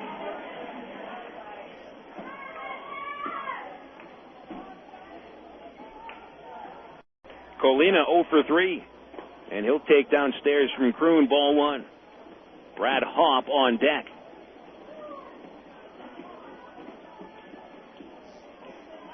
Kroon will look to pass this game on to Joel Peralta for the ninth. The 1-0, swinging a chopper to short, backhanded by Brian Speck. 2 steps in the outfield, throw to first. Gets behind Mike O'Keefe. The ball bounces off of the dugout. It stays in play. Well, they're going to say that the ball got into the dugout and bounced in and out of the dugout, so that will award Colina second base. Base hit for Colina and the error for Brian Speck. Brian loaded up on the arm, but he didn't have quite enough to get it to first base. Skipped about a foot in front of O'Keefe, or tried to dig it out. Tyrone Boykin asks for an explanation of why Colina is awarded second. Simple explanation, the ball went in and out of the first base dugout. Dugouts are flush up against the field. There's really just 1 step or 2 steps down to get into the dugout. And the ball did get in and out of it. Brad Hawpe, the batter, and the first pitch gets behind Ryan Buddy all the way to the back screen. And that'll send Colina to third base. That'll be a wild pitch. So Kroon has a runner now at third base. No ball has even left the infield yet. Infield single, error, and a wild pitch all over the course of 2 pitches.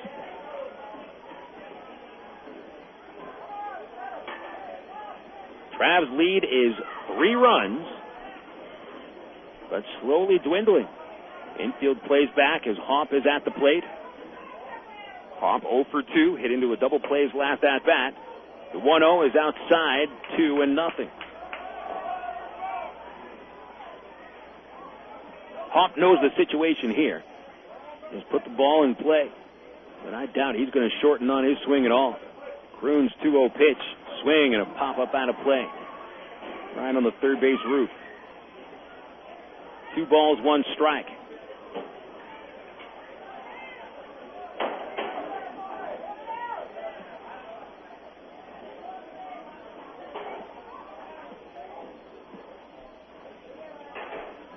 Kroon looking for a second strike, and he throws one behind the catcher again. Here comes Colina to score. The second wild pitch of this sequence brings Colina home. Trav's lead is cut to 2 runs, 5-3. Oh, wow. Colina gets a 3-trip around the bases. Infield single to shortstop. And it's an infield single only because Speck picked up the ball in short left field. A good throw would have had him. Got to second base on the throw into the dugout, and 2 wild pitches brings him home. So now a 3-1 count on Brad Hawpe. Kroon throws and walks him.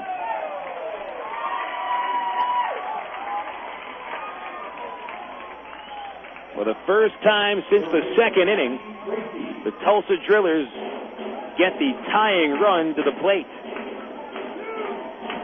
Andy Tracy started Tulsa's scoring by leading off the 7th inning with a homer to left center field. Tracy up to the plate here. A home run ties the game. A double play ends the inning. 1 away, 5-3, Travs ahead, and Kroon throws a pitch fouled back over the press box, strike 1. Tracy, the home run of the 7th, the only time he's put the ball in play today. He struck out in his other 2 at-bats.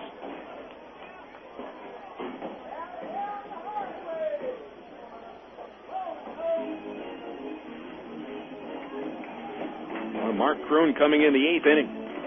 Gets into trouble immediately. Got the first out, but then an infield single, an error, 2 wild pitches, and a walk set this situation up.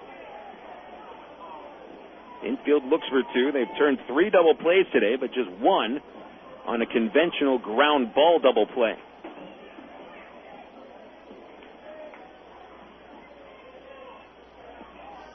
And timeout called.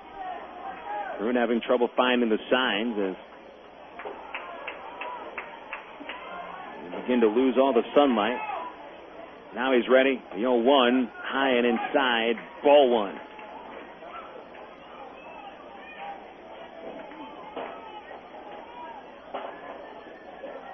Kroon has allowed now 3 runs in his last 3 outings, covering 3 innings. Count of 1-1. Kroon throws, and it's ripped through second base to right field for a base hit. Kenny James is playing deep. He hustles in, keeping Hawpe to second base. Tracy with his second hit in a row. Now the tying run is on base, and the go-ahead run comes to the plate. J.D. Clauser standing in. 3 batters in a row reaching off of Kroon, bringing out Keith Comstock from the dugout.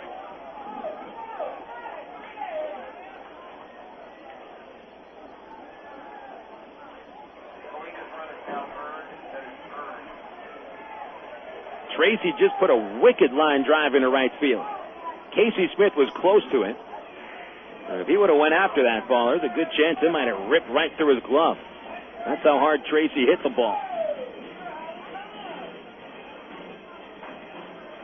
Warning signs going off at Driller Stadium as Kroon is in trouble. Joel Peralta might be ready to go in the bullpen. Travs would rather not have him come into the 8th. That's what you have a setup man for. But right now, Kroon is only setting up the Tulsa Drillers.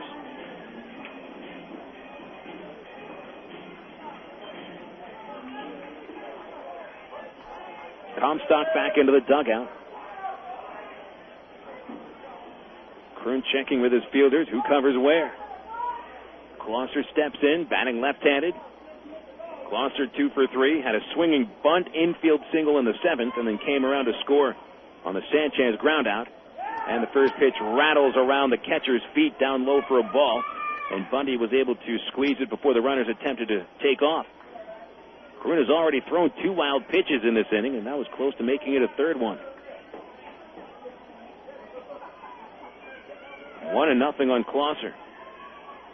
Got to get an out here. At least 1 out.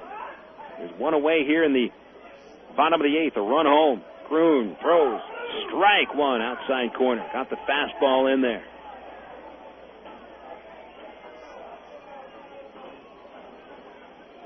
Clauser always takes a big swing. 1-1 pitch. Swing, a pop-up. That's out of play behind the plate. Now Kroon ahead in the count 1-2, and they can set him up to throw that split-fingered pitch. Mark Kroon throws a devastating split finger. It's got to come on the right pitch. Quite often, that's what he throws for wild pitches. The 1-2 pitch, Clauser hits it high and foul, way out of play on the right side.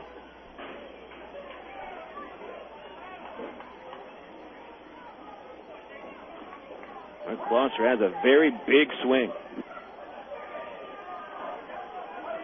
It's the kind of swing that pitchers can fool batters on. Big, long swings. Change up from Kroon, high and outside. More, the uniform just sort of hangs off of Mark's body. Number 36 droops down on the right side of his jersey. Hat falling off to the left side. The 2-2 pitch, swing, a foul back. Every time Kroon throws a pitch, that hat seems to go a little bit more sideways. It is literally cocked to one side of his face. 2 balls, 2 strikes to J.D. Clauser. Next pitch will be the 7th of the at-bat. 2-2, 1 away. Ball 3, just missed the outside corner.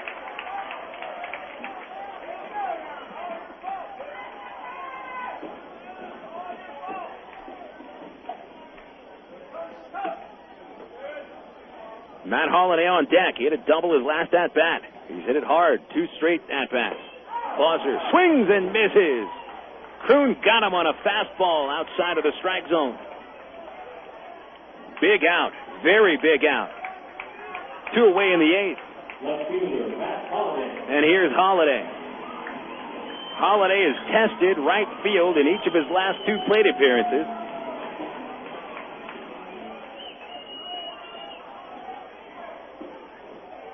Holliday hit deep to right field in the 4th inning. Kenny James made a nice running catch, and then Holliday doubled to the very same spot in the 7th inning. Pitch 1 is high and inside for a ball. A run home here in the 8th inning. 2 men on base. Holliday represents the go-ahead run. Travs ahead by 2 runs. 1-0 count. And Kroon's pitch is flied into right field. There's James waiting. 2 steps in. He reaches up and catches it to end the 8th inning. Drillers threaten again. They manage 1 run on 2 hits. 1 error. 2 men left on base. We go to the 9th inning at Driller Stadium. The Arkansas Travelers 5 and the Tulsa Drillers 3. It's no wonder Sonic's burgers taste so great. It's how we build them. We make them when you order them, just the way you like them, with all the freshest ingredients. Right now, get our famous number 1 or number 2 Sonic burger with a large order of golden tater tots for just $2.49. It's a great deal on a classic meal, only at participating Sonic drive-ins. And while you're there, don't forget to try our absolutely decadent strawberry cheesecake shake. The taste of real strawberry cheesecake in a cup, only at Sonic. Synonymous. Words alike in significance and meaning, like summer and baseball. Baseball and Ray Winder Field. Ray Winder Field and hot dogs. Hot dogs and Coca-Cola.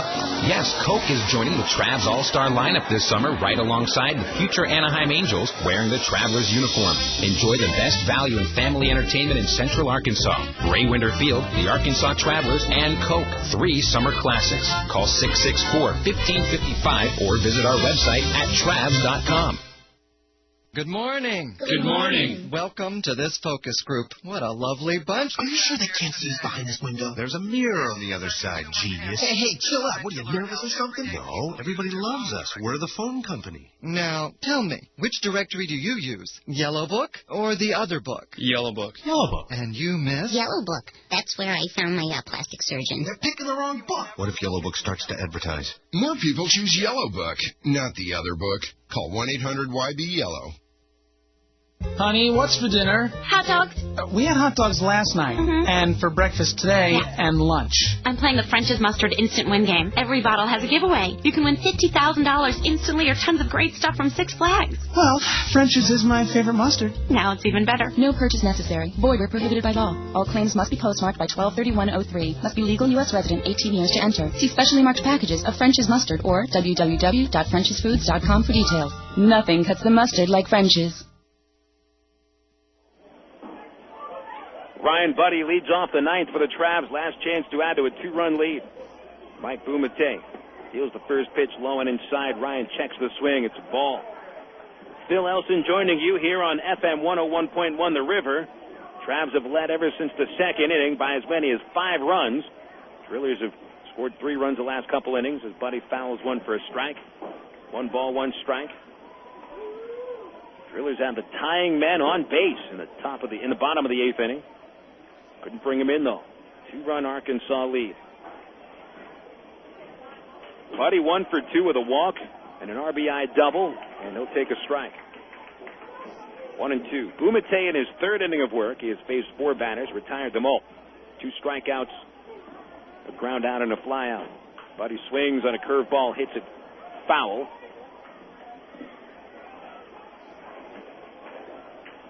Carlos Duncan on deck. Kenny James will bat 3rd. You should see Peralta come out for the bottom of the 9th inning. As the Travs will look for the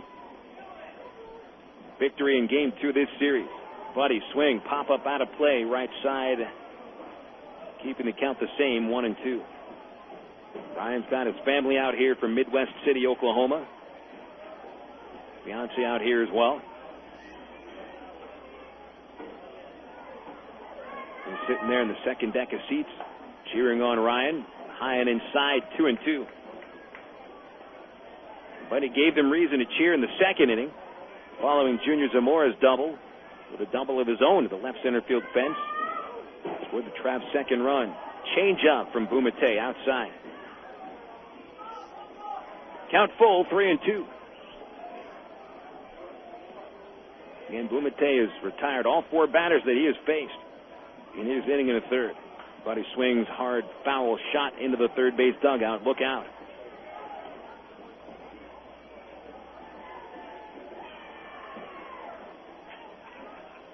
Travelers haven't scored since the 4th inning. And it was Carlos Duncan's home run, bringing across the last 3 runs. 3-2 pitch, outside, ball 4. Buddy takes his second walk of the game. He reaches base for the 3rd time. Ryan came into this game batting .099 in his last 24 ball games. And here's Carlos Duncan. Just a second, 3rd Traveler to take a base on balls.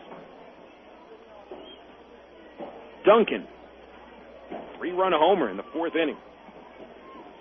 The very first pitch he saw from Ben Sampson went on the other side of the fence. Toss over to first base, not in time.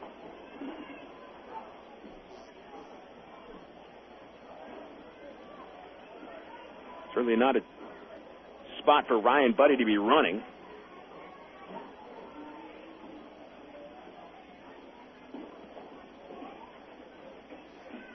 Duncan attacks the first pitch. He fouls it into the screen directly behind him. No balls, 1 strike.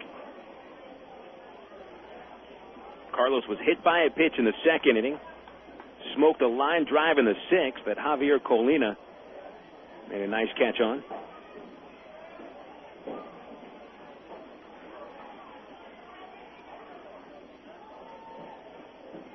Bumate sets and throws to first base. And back in Buddy. Very comfortable night. We must be into the mid-80s right now. Feels great out here. Small crowd buzzing around Driller Stadium. Duncan squares the bunt, takes the pitch low. 1 ball, 1 strike.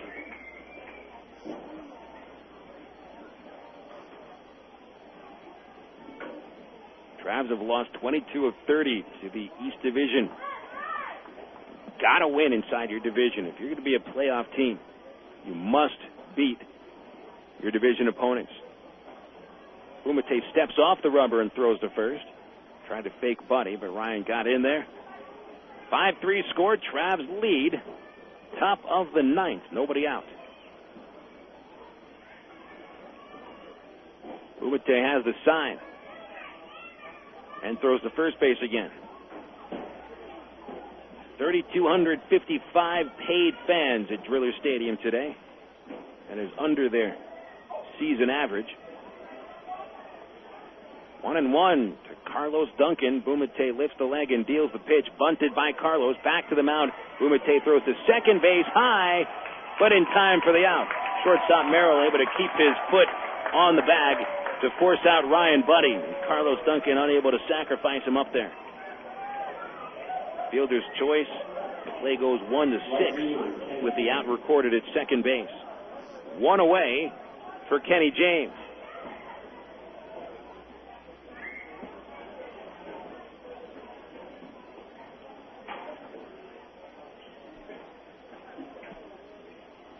Kenny 0 for 3. Ground out, pop out, and line out today. He'll bat right-handed with a man at first base. Duncan, much faster than Buddy. Throw over to first base, not in time. Watch out for Duncan to steal here. If the Travs were so bent on getting Buddy to second base, you might as well have Duncan try to steal. Carlos has swiped 14 bags in 16 attempts this season. Bumate looking at him. Carlos runs on the pitch. It's low. Clauser's throw to second base, not in time. And the second baseman, Colina, was late covering at second base. Duncan steals his 15th of the season.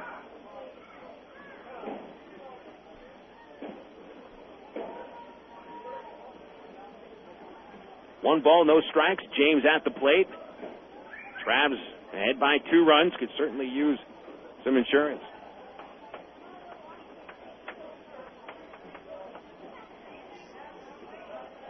Duncan, good to get a lead at second base and a slider to James for strike 1. And Bumate throws a lot of breaking pitches. And when he throws a fastball, it looks faster than it really is. He's so ready for something slow. 1-1 to KJ. Bat rests on his shoulders. He jumps off the plate. The pitch inside, ball 2.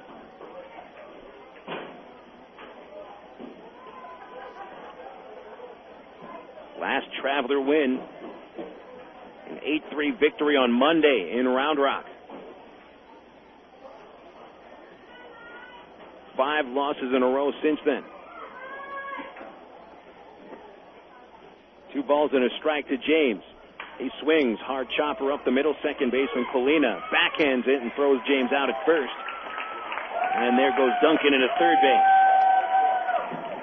Man at third, 2 outs for Nathan Haynes. Haynes a single in 4 at-bats, 2 strikeouts, and a fielder's choice.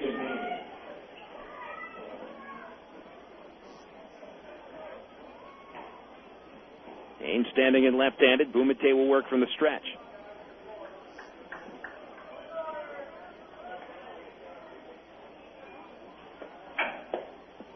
First pitch outside. 1-0. 5-3 Travs, top 9. When we get to the bottom of the 9th, Drillers have the bottom third of the order due to hit. Burford, Sanchez, and Merrill. The 1-0 to Haynes. In there, curveball, strike 1. We should see Peralta come on for the bottom of the 9th. Team leader with 14 saves. Why not bring him in? Haynes takes a fastball, strike 2.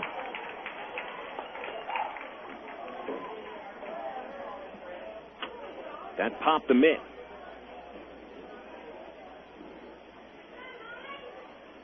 A base hit will give the Travs a 3-run lead.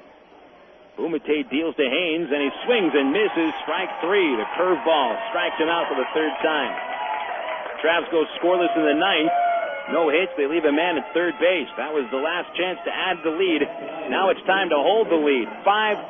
Travs ahead. Bottom of the 9th coming up after this on FM 101.1, The River. Here's the wind-up pitch on the way, and you can catch the Travs online at www.travs.com. The Arkansas Travelers have one of minor league baseball's most user-friendly website with easy access to Travs game stories, up-to-date stats, and Texas League standings. You'll be informed about the Travs online at Travs.com.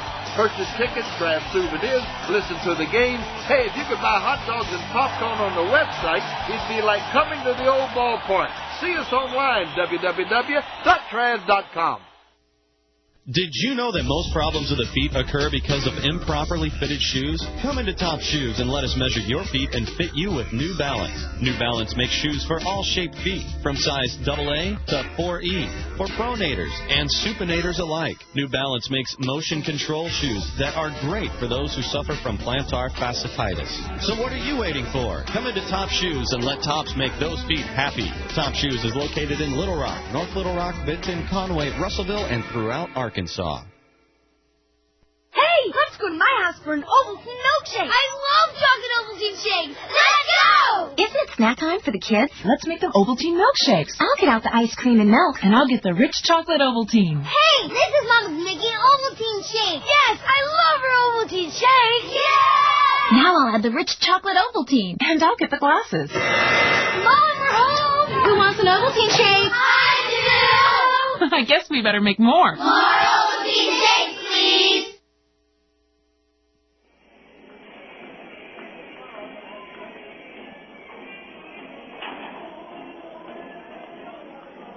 Joel Peralta has come out of the bullpen. Time for the Travs to bring in their closer for the bottom of the 9th inning. Peralta ranking 3rd in the Texas League, tied with 2 other pitchers with 14 saves. Jared Herman of the San Antonio Missions is the Texas League leader with 26 save ball games. Joel, 3 wins, 2 losses, a 2.27 ERA. This will be his 35th appearance of the season, and Joel has allowed a run in just 5 of his 34 appearances this year. running on a streak of 14 innings where Joel has allowed just 1 run. And in his last 10 games, Joel has 2 wins and 2 saves without blowing anything. Peralta replaces Mark Kroon, who allowed a run in the 8th. Drillers have scored their 3 runs in the last 2 innings. Kevin Burford leads off the 9th. Tino Sanchez and Ronnie Merrill are scheduled to follow. Burford first. He is 0 for 3, 2 strikeouts and a ground out. Peralta deals the first pitch. It's bounced back to the mound, and Peralta plays a nice play. Underhand flip to first for out number 1. And that's conserving your pitches. 1 pitch for 1 out. And here comes Tino Sanchez. Sanchez 0 for 3. Bottom third of the order combined now. 0 for 13. 3 strikeouts and only 2 balls hit to the outfield.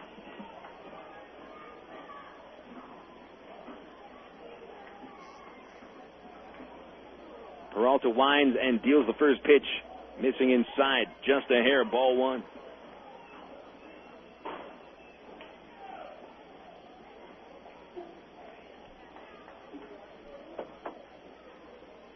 Peralta has a history of success against the Tulsa Drillers.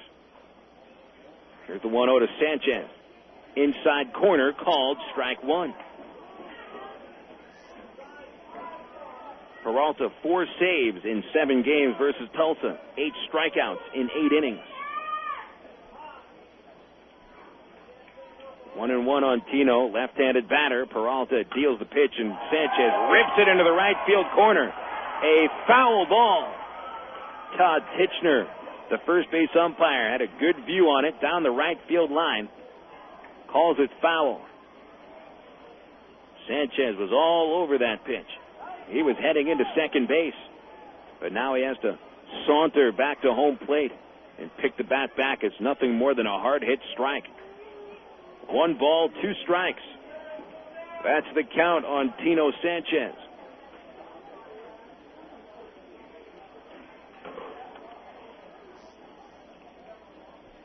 Peralta has the high leg kick. He rears and deals a fastball upstairs. 2 balls, 2 strikes.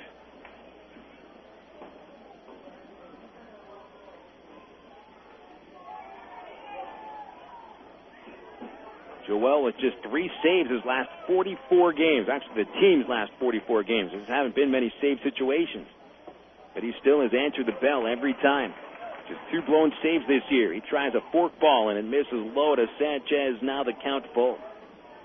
Ronnie Merrill on deck. And once you allow that first base runner, that brings the tying run to the plate.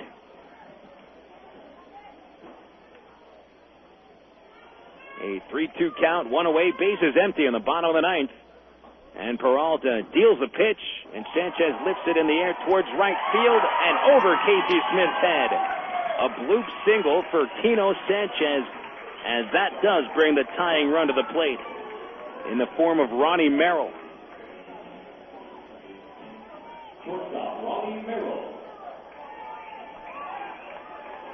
Drillers going to try everything they can to get their big bats an opportunity in the 9th inning. That would be Hawpe and Andy Tracy.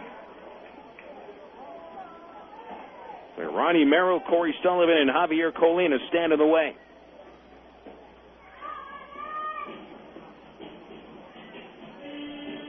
Timeout called as I'm not sure what's going on here. Sanchez getting checked on by the Tulsa trainer. Jeremy Moeller had a few words for him, and he's going to take Sanchez out of the game. I'm not sure exactly why, but there's going to be a pinch runner sent in for Sanchez. That'll tie the hands of Marv Foley a little bit. Kevin Sullivan replaces the runner at first base.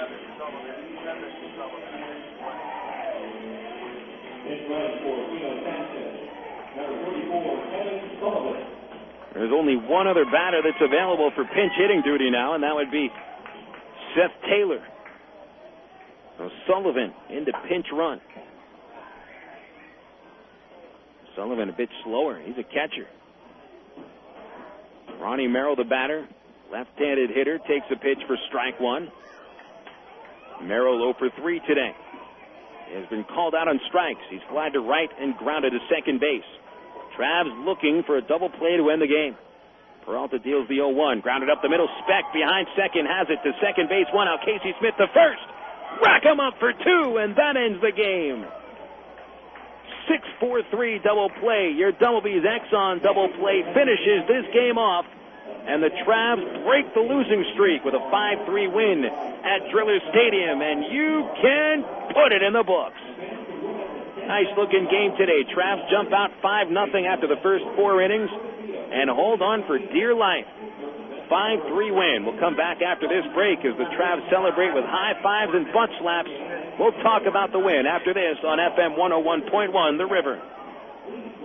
Just because you're working a smaller acreage doesn't mean you have to skimp on comfort and reliability. So stop by Ag Pro at Highway 165 in England and take a look at John Deere's rugged new 5020 series tractors. Choose the 45 to 75 PTO horsepower straddle mount, isolated open operator station, or cab model that fits your needs. These new tractors offer improved comfort, control, and convenience. Test drive a new John Deere 5020 series tractor now at Ag Pro at Highway 165 in England.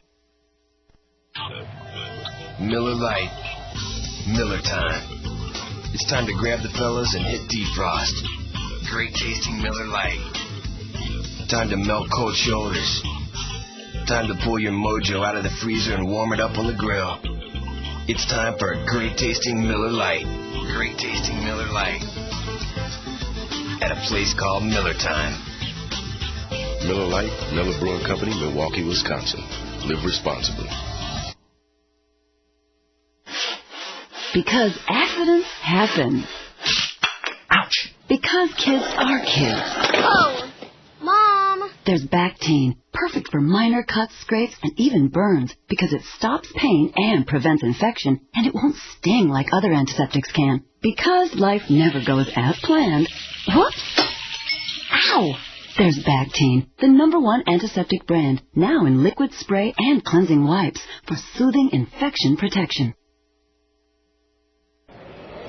Your home for Travelers Baseball. FM 101.1 The River. KDRE. North Little Rock, Little Rock.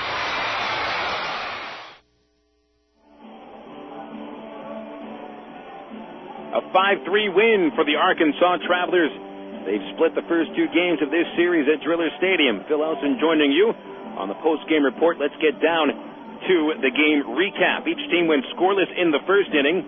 Starting pitchers Ben Sampson and Bobby Jenks each left a man on base in the first. Then in the second inning, things started to change. Mike O'Keefe grounded out to start off the second inning, which brought up Brian Speck. Speck hit a home run yesterday, and as Brian has done throughout this year, he doesn't usually hit isolated home runs. Brian has had a pair of actually 3 2-home run games, including one against Tulsa in mid-May. He'll bat right-handed, and he swings, lines one deep to left field. That is way back and gone. Brian Speck hits a right-handed homer to give the Travs a 1-0 lead in the second inning, and that ball was a rocket right out of this yard. Took about 3 seconds for the ball to get out of the ballpark.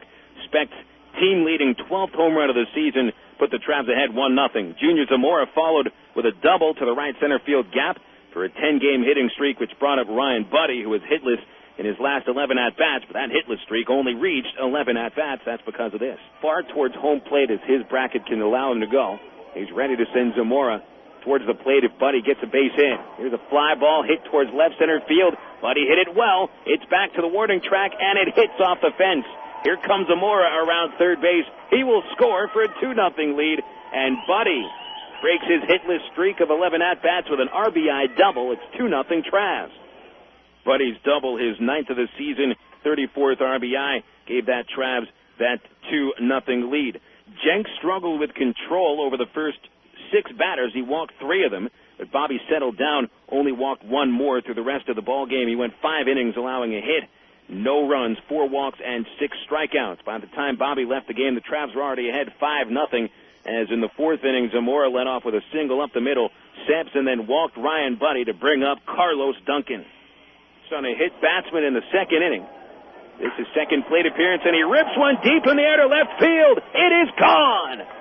Duncan hits a 3-run homer, and that'll make it 5-0 Arkansas. 2 home runs in the ball game off Ben Sampson. And his Wow, Carlos Duncan's home run was a no-doubter. Truly got out of here. A high arcing shot. Home run number 5 on the year for Duncan. Now drives in his 20th runs of the year. 5-0 Travs after the 4th inning.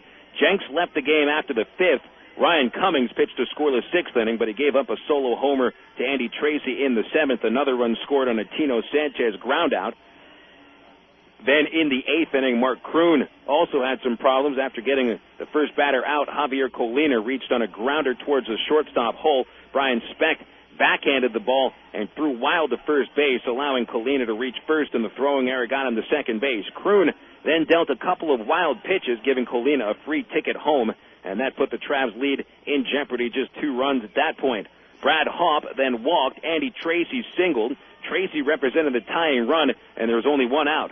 But Kroon was able to strike out J.D. Closser, and he got Holliday to fly out to right field to end the threat in the 8th inning. Joel Peralta came on in the 9th, allowed a 1-out single, but got Ronnie Merrill to hit into a game-ending 6-4-3 double play, saving this win for the Travs. 5-3 Traveler victory. Jenks gets the victory. He is 3-1. Ben Sampson takes the loss. He drops to 3-4. Peralta saved his 15th of the season. We'll take a look around the Texas League and the majors on the Southwest Airlines out-of-town scoreboard. That follows this break on FM 101.1 The River. Hey, what's up? This is Lala, and welcome to Coke FM, bringing you the hottest new sound. The real can be bought and sold, taught and told. The boy tried to keep it, but he lost his soul. On the road to the riches, he lost control. About the eye of a needle, I was often told. If you stand for nothing, you're far for gold. And your actions all is told. Gotta make it real, come dance away. This is Lala at Coke FM, keeping it real with the cool taste of Coca-Cola. It's no wonder Sonic's burgers taste so great. It's how we build them. We make them when you order them, just the way you like them, with all the freshest ingredients. Right now, get our famous number 1 or number 2 Sonic burger with a large order of golden tater tots for just $2.49. It's a great deal on a classic meal, only at participating Sonic drive-ins. And while you're there, don't forget to try our absolutely decadent strawberry cheesecake shake, the taste of real strawberry cheesecake in a cup, only at Sonic. Enter Trek's Ride with Lance giveaway today.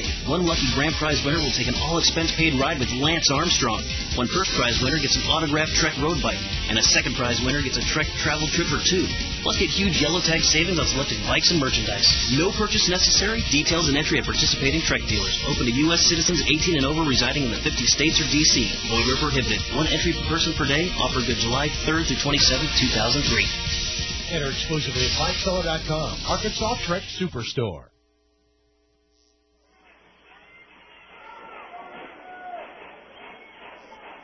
Welcome back to Driller Stadium. Phil Elson joining you on the Travelers post-game report. Good game tonight out here in Tulsa. Travs pick up the win 5-3. Arkansas breaks the 4-game losing streak and picks up their 8th win of the second half against 10 losses. Drillers drop to 8-10 in the second half. Let's check out what's going on in the world of the Texas League and the majors on the Southwest Airlines out-of-town scoreboard. First in the Texas League, one final, the San Antonio Missions win again their 9th game in 11 games.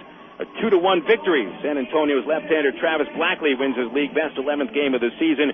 Jared Herman saved it, his 27th of the year. Ryan Holston took the loss, dropping to 2-6.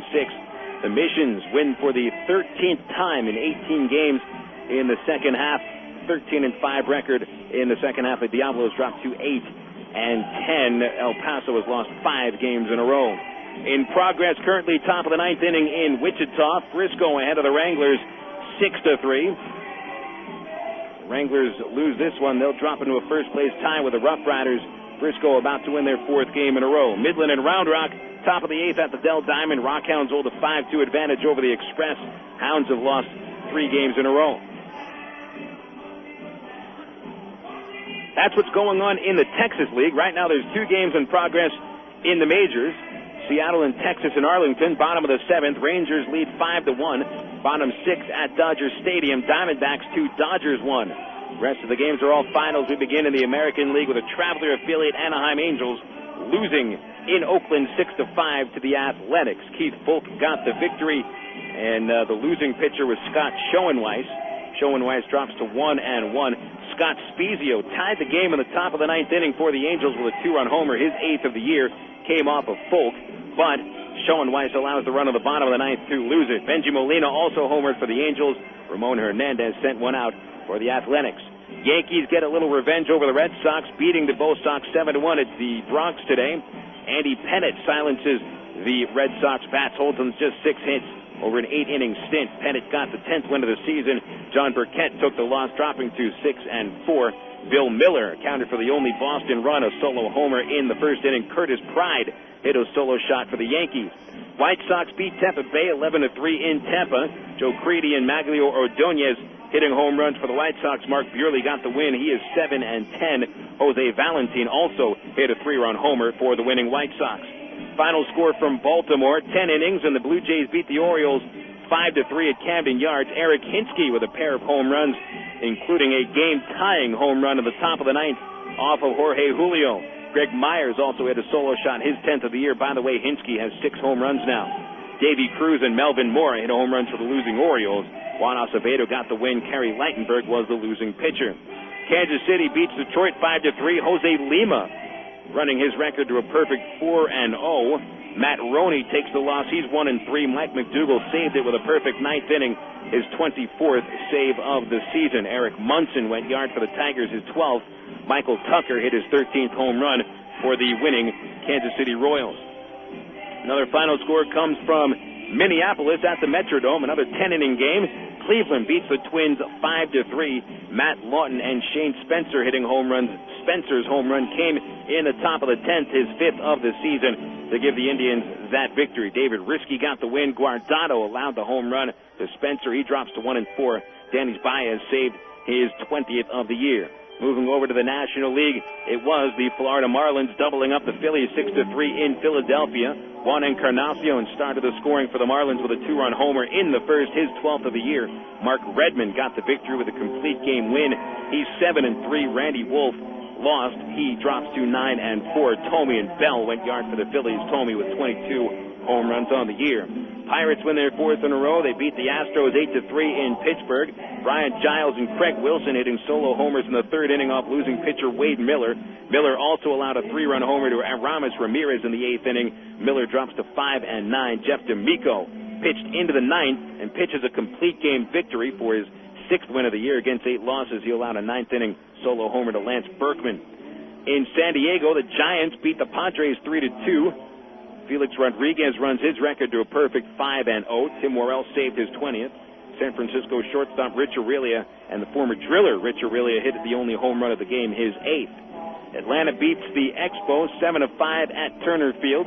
Mike Hampton pitches for his 4th win of the year. He also hit his first home run of the season. Chipper Jones hit a pair of homers. He now has 15 on the year. John Smoltz saved his 32nd. Mets trailed 5-2 going into the top of the 8th inning. Rally for 3 runs in the 8th and 2 in the 9th. The Mets beat the Reds 7-5 in Cincinnati. Timo Perez, Jeremy Burnitz, and Tony Clark each hit home runs. Jamie Serta, got the victory. He is 1-1. Brian Reef, the losing pitcher for the Reds, also 1-1. Benitez saved his 21st of the season. Aaron Heilman, former first-round pick of the Mets, goes in the starting rotation. Last 4 innings, gets a no decision. He allowed homers to Adam Dunn, who hit his 24th, and Sean Casey, who hit his 9th. Milwaukee a 3-1 victory over Colorado at Milwaukee's Miller Park. Ben Sheets got the win. He's 7-6. Mike DeJean the save, his 17th. Ex-Traveler Jose Jimenez drops to 0-5 as the losing pitcher. And our last final score, the Redbirds beat the Cubs 4-1 at Wrigley Field. Woody Williams got the victory. He beats Mark Pryor. Williams moving his record to 11-3. Pryor drops to 8-4. St. Louis outfielder Eduardo Perez started the scoring with a 3-run homer in the 2nd inning off of Pryor. Perez's 5th home run of the season. Jason Isringhausen comes in to pitch the 9th for his 3rd save of the year. Now you're up to date across the majors and the Texas League thanks to Southwest Airlines, the official airline of the Arkansas Travelers. And don't forget, you can always log on for low fares at southwest.com. Travs pick up the victory today 5-3 over Tulsa. We'll come back for a final word after this on FM 101.1 The River. Miller time. It's time to tuck the sun in and give it a goodnight kiss. Miller time. It's time to put the 9 to 5 back on the shelf. Miller time. Time to hear the night like a cape and break out the Miller Lite. It's time for real time. At a place called Miller Time. Miller Lite, Miller Brewing Company, Milwaukee, Wisconsin. Live responsibly. When I wear black, even a little dandruff shows. And my old dandruff shampoo just wasn't cutting it. I still had flakes and dry scalp. So I switched to Selsun Blue Moisturizing Shampoo with aloe and moisturizers. Doctor recommended Selsun Blue has a proven ingredient to relieve dandruff. Plus, it keeps my hair and scalp healthy and flake-free. If you see flakes, try Selsun Blue. Selsun Blue Moisturizing Dandruff Shampoo. I'm telling you, it really works. Never wear black without the blue. Selsun Blue. Use as directed. Max, I can't go on anymore. I want to be free. You want to be free of Hollywood, the glamour, the fame? No, I want to be free of overnight liquid laxatives that taste like I'm drinking chalk. Well, that's easy, baby. Take Freelax. It's the only overnight laxative that gives you stimulant-free, cramp-free relief in just 2 caplets. Ooh, are you sure I'll be free of constipation before my early morning flight to the coast? Depend on it. Freelax is the free of everything you hate about laxatives. Laxative. Oh, Max. Use only as directed. Welcome back to Driller Stadium. Phil Elson joining you for the final segment of your post-game report. Travs pick up the victory 5-3. Bobby Jenks comes back for the victory. Jenks goes 5 innings, allowing only 1 hit in a shutout display, 4 walks and 6 strikeouts. Jenks wins for the 3rd time this year. Ben Sampson suffers a loss. He drops to 3-4. Joel Peralta saved his 15th game of the season. There were 3 homers. Brian Specht and Carlos Duncan for the Travs. Specht, the team-leading 12th homer. Duncan hit his 5th. Andy Tracy accounted for Tulsa's only homer, his 14th of the year. Of the Travs' 5 runs, 4 of them come across the plate on home runs. That has not been the Travs' style recently. In fact, the Travs' style recently hasn't even been scoring 5 runs in a game. Just the 4th time in the second half the Travs get up to 5 runs in 1 ball game, but enough to pick up the victory today. Travs' record now, after the 5-game losing streak is ended, 8 wins, 10 losses in the second half, 41-47 overall. Drillers dropped to 8-10 in the second half, 42 wins, 44 losses, and 1 tie. Final totals today: Travs 5 runs, 8 hits, 1 error, 5 men left on base. The Drillers scored 3 runs on 8 hits, no errors, and 6 men left on base. Our BC Powder player of the game today will be Junior Zamora. Junior 2 for 4, running his hitting streak to 10 games in a row, hitting just under 500 over that stretch. Junior today 2 for 4, a double, 2 runs scored. We'll give an honorable mention to Carlos Duncan with that 3-run homer, and also Bobby Jenks. While he did walk the 4 batters over 5 innings, he kept them scoreless and was able to prove that, yes, Bobby is back, and hopefully he's able to pitch like he did today, at least as he did in the final 3 innings when he only allowed 2 base runners and walked just 1 man. Again, Bobby did strike out 6 men over 5 innings. So that is Junior Zamora, the BC Powder player of the game. BC Powder is the official pain reliever of the Arkansas Travelers. And, of course, if you have a friend in pain and you have an extra BC in your pocket, don't just let the BC sit there. Give it to your friend, because BC Powder is the official pain reliever of the Arkansas Travelers, and please use it as directed. Well, tomorrow, the 3rd game of this 4-game set at Driller Stadium, Travs have right-hander Mike Brunet taking them out against Chinwe Sal. Brunet 2 wins, 5 losses, a .574 earned run average, coming off a loss to the Wichita Wranglers. And Sal, possibly the top prospect in the Texas League, hard-throwing right-hander from Taiwan. He's 9-4 with a .254 ERA. Sal is the Texas League leader with 113 strikeouts, and the Travs have not hit very well against Sal this year. He has a .193 ERA in 2 starts against the Travs.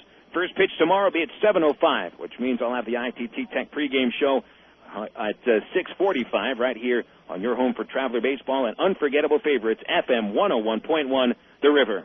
That is it from Driller Stadium here in Tulsa.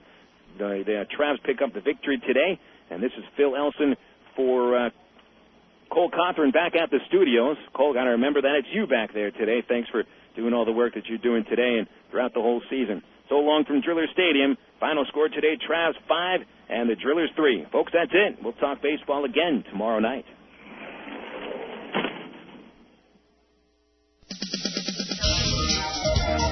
Arkansas Travelers Baseball has been brought to you by Miller Lite.